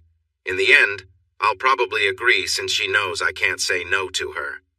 Helen gave my hand a reassuring pat. You won't lose her. She has it all figured out, so she won't be away from you too much once everything is set up and everyone is trained. She has big plans, and even Sam and I are excited. So we discussed it further. I had let her handle our finances because she was great at managing our money. I had a general idea of our situation, but she usually took care of the bills. All our vehicles were paid off, including the minivan we bought for Celeste and her friends. We purchased our house after the lease ended. It was small but met our needs, and we had made a solid down payment, which kept our mortgage low. I owned a small part of my company and was earning good money. Our savings looked good too, so I had no concerns about where the money would come from. In the end, we owned 30% of the bar. We spent some money fixing it up, improved the kitchen, and had a grand reopening. Business picked up quickly. The old customers loved the new look, and new customers enjoyed the atmosphere. The bar now opened at 11 to serve lunch. Amanda worked wonders in the kitchen. The plain burgers and fries were transformed. They still offered them, but with new toppings like avocado slices, hot peppers, spinach leaves, several kinds of cheese, and more. Fries were replaced with home fries, sliced thin like chips and flavored overnight. She also introduced homemade soups. There was potato with cheese and bacon, and a creamy tomato soup. A pork stew with lots of herbs was the most popular dish. One upgrade she made was to get a big gas grill for cooking fresh vegetables when they were in season. She always tried to buy from local farmers and had a big chalkboard near the kitchen door that showed which farm provided the vegetables or meats for the day. The farmers appreciated this. At first, the regular customers were a bit unsure, but soon you could hear them talking about and debating which farm had the best produce and which herbs went well with different dishes. It was amusing to see two big bikers almost argue over whether pumpkin or butternut squash soup was better. She also created a wine list that featured only local wines, with Jack's wine being the most popular. It was funny that they couldn't serve wine in places with pool tables, so Helen and Sam decided to remove those tables. They didn't mind, as that was often where arguments broke out, and they could add 8 more tables in that space. Helen took the lead by making a deal with a local brewer to have their beers on draft. A local food critic came to visit after hearing good things about the place, but we didn't know it until the review was published. The review was titled, "The Best Hidden Jewel in the State," and gave an excellent description of the restaurant. Sam's Bar and Grill, located on Swan Pond Road just outside the city limits, has been around for 75 years. This local favorite has gained new attention thanks to Amanda Gooding, a new owner, and her recent kitchen upgrades. While regulars might have liked it to stay a secret, word has spread and there's no turning back. You'll find a friendly mix of blue-collar and white-collar customers, bikers, farmers, and college students all enjoying the atmosphere. The only time I heard raised voices was when 2 patrons disagreed about which herb should stand out in the pork stew, rosemary or basil. I agreed with the biker, mainly because he was larger, and I've always liked rosemary too. The menu offers simple meals that are well seasoned and prepared, all at fair prices. The service is great, the atmosphere is relaxed, and everything feels very clean. The sanitation rating is 102, just 1 point shy of perfect. I praised Mrs. Gooding, and she promised they would reach the top rating in 6 months if it meant working her whole staff hard. Since it's outside the city limits, they only serve beer and wine, not hard liquor. Helen Connors, the manager and main owner, along with her husband Sam, says they won't be applying for a liquor license even if the city limits change. "It's just a lot easier without liquor," she said. "The bar looks like an old saloon, offering local and national beers and wines. The staff knows their drinks well and can easily explain the difference between a Pilsner, a lager, a Bock, a dry white wine, and a sweet red wine. It might be a bit out of the way, but it's worth the journey. I have been there 3 times and had 3 different meals, and each time I was happy with the quality, amount, and service. Also, you must try the banana pudding. It's my favorite, and it's the best I've ever had," he said. Helen and Amanda exchanged smiles. "I didn't know who he was," Amanda said. "I just thought he was an observant customer who knew a bit." Celeste and I liked to eat dinner there on the nights Amanda was working. She usually arranged her break to join us. Celeste wanted to work there too when she was old enough, and I was fine with that. The place was lively, filled mostly with families, while most of the drinking took place at the bar. Thursday nights were busy with bikers from the local Harley owners group and others on various bikes. They wanted to hold their meetings there, but we didn't have a private area. Amanda, Sam, and Helen discussed it, hired an architect, and almost tripled the size of the restaurant. Soon, even that space was packed. By now, I owned 8% of our agency. Celeste turned 16 and started working part-time after school, learning to cook alongside her sister. She aimed to attend a local culinary school after finishing high school. She wanted a fast dart, but I wasn't going to let her have something that speedy at her age. Instead, we got her a Mustang, not a fast one, but a nice V6. It still went quite fast, though. Amanda was nearly 26, and I was eager to start our family. She agreed, but wanted to wait until Celeste graduated first to focus on the baby. Celeste laughed when she walked in on us discussing this. "Mom, do I seem like a baby? I can look after myself. You should think about Dad and give me a little sister or brother while he's still young enough to help." I thought she made a good point, but Amanda just laughed and said we would talk about it later. Our business was growing too. My advertising for Jack brought in a lot more customers, especially in the local drink industry. We started working with 2 more wineries and 3 breweries, and were in talks with a local distillery gaining some attention. I was at a regional conference when I saw an old friend I hadn't met in nearly 6 years, Ada. She was still beautiful, and her maturity added to her charm. I spotted her first and walked up behind her. "Still worried about color lines? I got tired of waiting for you, but there are a lot of guys here who are really interested," I said, giving her a warm hug. At first, she was surprised, but then she hugged me back when she realized who I was. "Jace, it's so good to see you. How have you been? Where have you been? You just vanished from my life and I've missed you. There were times I could really have used your advice and someone to talk to." We found a table and chatted for an hour. She told me she was divorced because her husband had been unfaithful, and she had found out. He didn't care about the rules about who he could be with. It was a surprise to see him with someone so different from me. I found out and he promised it was over. We tried counseling and I thought we were moving on until she showed up expecting a baby. After that, he vanished and didn't even come to the final meeting for the divorce. I took her hand. Sorry to hear that, Ada. I know it's hard. Are you seeing anyone now? No, it's too soon, I think. I've been thinking about a change. My workplace was sold and I don't like the new management. They only keep me around because I'm good at what I do. I really feel like I need something different. I smiled and pulled out a card. Have you ever thought about moving to the sunny south? Just think about it and let me know. To my surprise, she took the card. Before we left, she asked about my life. I showed her my wedding ring. I thank my lucky stars every day for what I have now. I'm blessed with a wonderful partner, a lovely daughter, a great job, and many wonderful friends. I shared pictures of Amanda and Celeste. She looked at them in awe. How did you end up with someone as beautiful as her? Your daughter looks just like her except for the hair color, and she looks so young. Did she have her when she was really young? I chuckled and explained. She hugged me tightly, truly happy for me. Later, I realized we hadn't mentioned Becky at all. 2 months later, my boss called me into his office and tossed a resume my way. Look this over. She listed you as a reference and said you trained her. Is she any good?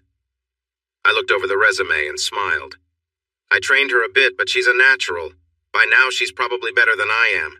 If we can afford her, we would be foolish not to hire her. He grunted in agreement. Then hire her and have her report to you. Now, we need to discuss something serious. I haven't told anyone else, so keep this between us. I'm not well, John Charles. It's serious. I have a tumor on my brain. They just discovered it, and it needs to be removed, or it could be fatal. There's a 50-50 chance of recovery. I spoke with Gloria, and we think you should manage the place until I am back if I can recover. If not, we still need you to keep things running smoothly for Gloria's sake. This news hit our close group of friends hard. He and Jack had been close for years. On the day of the surgery, our whole office was present, including Gail. Many of his friends showed up too. He called us all into his room to say goodbye, just in case. Ken, June, Amanda, Celeste, and I took turns holding Gloria. When we weren't holding her, we were in the chapel with other friends, praying for him. He was in the hospital for 5 hours. When the doctor finally came out, everyone held their breath. He's doing well so far. I feel hopeful about his recovery. It will be tomorrow before he is strong enough for visitors. We shouted and cried. We thanked the doctors and God. Ada fit right in and became my closest friend. Amanda and Celeste liked her, and soon she was part of our group. Before long, the matchmaking began. Married women like to think about their single friends. Ada told them she wasn't ready yet. She spent a lot of time at the bar, and soon everyone knew she was our friend, so they accepted her too. I'll never forget when another friend invited her to ride with him on a poker run. He was a large man with a beard, and he was one of the gentlest people I'd ever met. When he was around kids, they would gather around him in no time. Sadly, his wife was unkind and dishonest, having several affairs before he found out. This hurt him deeply, and she insulted him. Her new boyfriend tried to disrespect him, which was a big mistake. Sam and I stepped in to help him, got him a lawyer, and handled the situation, but the damage was done. 18 months later, he still hadn't thought about dating. To our surprise, Ada agreed to go on a date with him first to get to know each other. It must have been a great date because they both looked so happy during the poker run. 8 months later, she was wearing an engagement ring and was 3 months pregnant. My life took another turn when a woman named Alice Johnson contacted me about a campaign. She had everything planned out, which made me hesitate. Clients often have their own ideas, and some are so attached that they insist we follow their way. I usually suggest they work with someone else, as they often don't understand why things go wrong. Alice was a personal manager who specialized in fighters. Her sister-in-law was Bettina Bang Bang Burke, a world champion MMA fighter. The campaign wasn't for her, but for a charity they both supported. I was unsure, but agreed to meet with her. Ada and I met Alice at the airport for lunch, and she explained her idea. I had to admit it was quite clever. We made a few adjustments, did some focus groups, and decided to move forward with it. Soon, advertisements began to appear, mainly in papers and on billboards. It was a twist on the Got Milk campaign, but instead of milk, they focused on love. Got Love became the main message of the National Adoption Coalition, a group of organizations aimed at finding homes for children in need. The campaign gained a big following across the country. The ads featured well-known people who were adopted as kids, posing with children from various homes, often in their hometowns.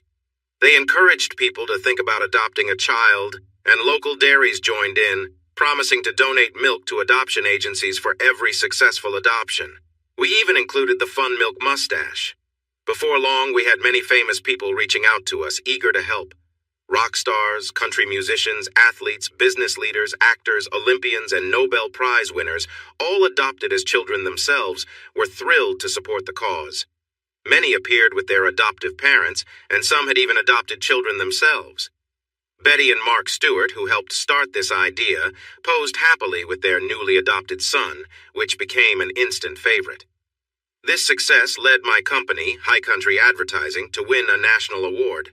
My boss, Howard, was still too weak to travel, so he sent Ada and me to accept it. Her new husband, Roy, and Amanda came along too. It felt great to be there. We gave our acceptance speech, sharing our gratitude with Alice Johnson, who had the original idea, and thanked everyone present for honoring us. After the awards, there was a gathering. Ada and I had a friendly bet to see who could get the most offers for work. The loser would buy breakfast. I had 9 offers, while Ada had 16. I told her I was in the mood for steak and eggs. Just as we were about to leave, I was looking for Amanda, who had gone to the restroom with Ada, when I bumped into Becky. She looked a bit nervous and uncertain. "Hello, Jace. How are you?" I took a moment to look at her. She was still beautiful, a little heavier, but not by much. Her hair was much shorter, her lips seemed fuller, but she was still the same person I had fallen in love with. "I'm good, Becky. And you?" She waved her hand as if brushing it off. "Oh, I'm all right. Congratulations on your award. It was nice to see Ada again. She says she works for you now." I clarified. "I prefer to say she works with me. I'm a minority owner and manager at High Country Advertising. I've been there ever since. Well, since everything changed. I enjoy it, the area, and the people." She glanced at my hand. "It seems you have someone special." I smiled and rubbed my ring. "Yes, I do. Looks like you found someone too." She had a sparkly ring on her finger and fidgeted with it. "I have, and I'm happy. But Jace, late at night when you're next to her, do you ever think about me? If you had just forgiven me, we might still be together." I sighed. "I used to think about you a lot. But then I met Amanda and you faded from my mind. I haven't completely forgotten you, though. Sometimes a memory of happier times pops up, but it doesn't last long." She suddenly took my hand. "We could start over. I would leave him right away if you'd take me back. I've never really moved on from you. We were meant to be together." I heard a sharp breath behind me as I gently let go of her hand. "No, Beck. If we were meant to be, you wouldn't have cheated and I wouldn't have found Amanda. Amanda shows more love and loyalty than you ever did. I'm sorry, Becky. I hope you find happiness." As I started to walk away, I felt a small hand slip into mine. "Who's your friend, dear?" Amanda asked with a calm smile. "This is Becky, someone I knew from my old town. Becky, this is my wife, Amanda." They didn't shake hands. Instead, they just looked at each other. I noticed Becky in her 30s and dressed in a simple black dress, and Amanda at 26 with her bright green gown that matched her eyes and her flowing coppered hair. I felt very lucky. Amanda turned to me with a smile. "Sweetheart, I know it's early, but could you take me back to our room? I'm feeling a bit unwell." She paused, covering her mouth and giggling. "Oops, I meant to surprise you tonight. Too late for that. Congratulations, honey, it's a boy." I think I heard someone gasp behind me, but the only thing that mattered was Amanda right in front of me. I hugged her tightly, kissing her and feeling overwhelmed with joy. She had to tap me on the back to let go. There was a big celebration at the bar. Amanda smiled and thanked everyone, but when we got home, she became serious for a moment. "I know who you were talking to in New York. If I ever see you near her again, you'll regret it. Do you understand?" I promised it would never happen again. She then softened and whispered, "Thank you, dear. And I heard what you said to Becky. It was sweet. Just so you know, I still want to chat with her." Hey, everyone. Thanks for watching. Don't forget to subscribe and turn on notifications so you won't miss any of the exciting stories we have coming up. What do you think about the characters in this story? Let us know in the comments. We'd love to hear from you.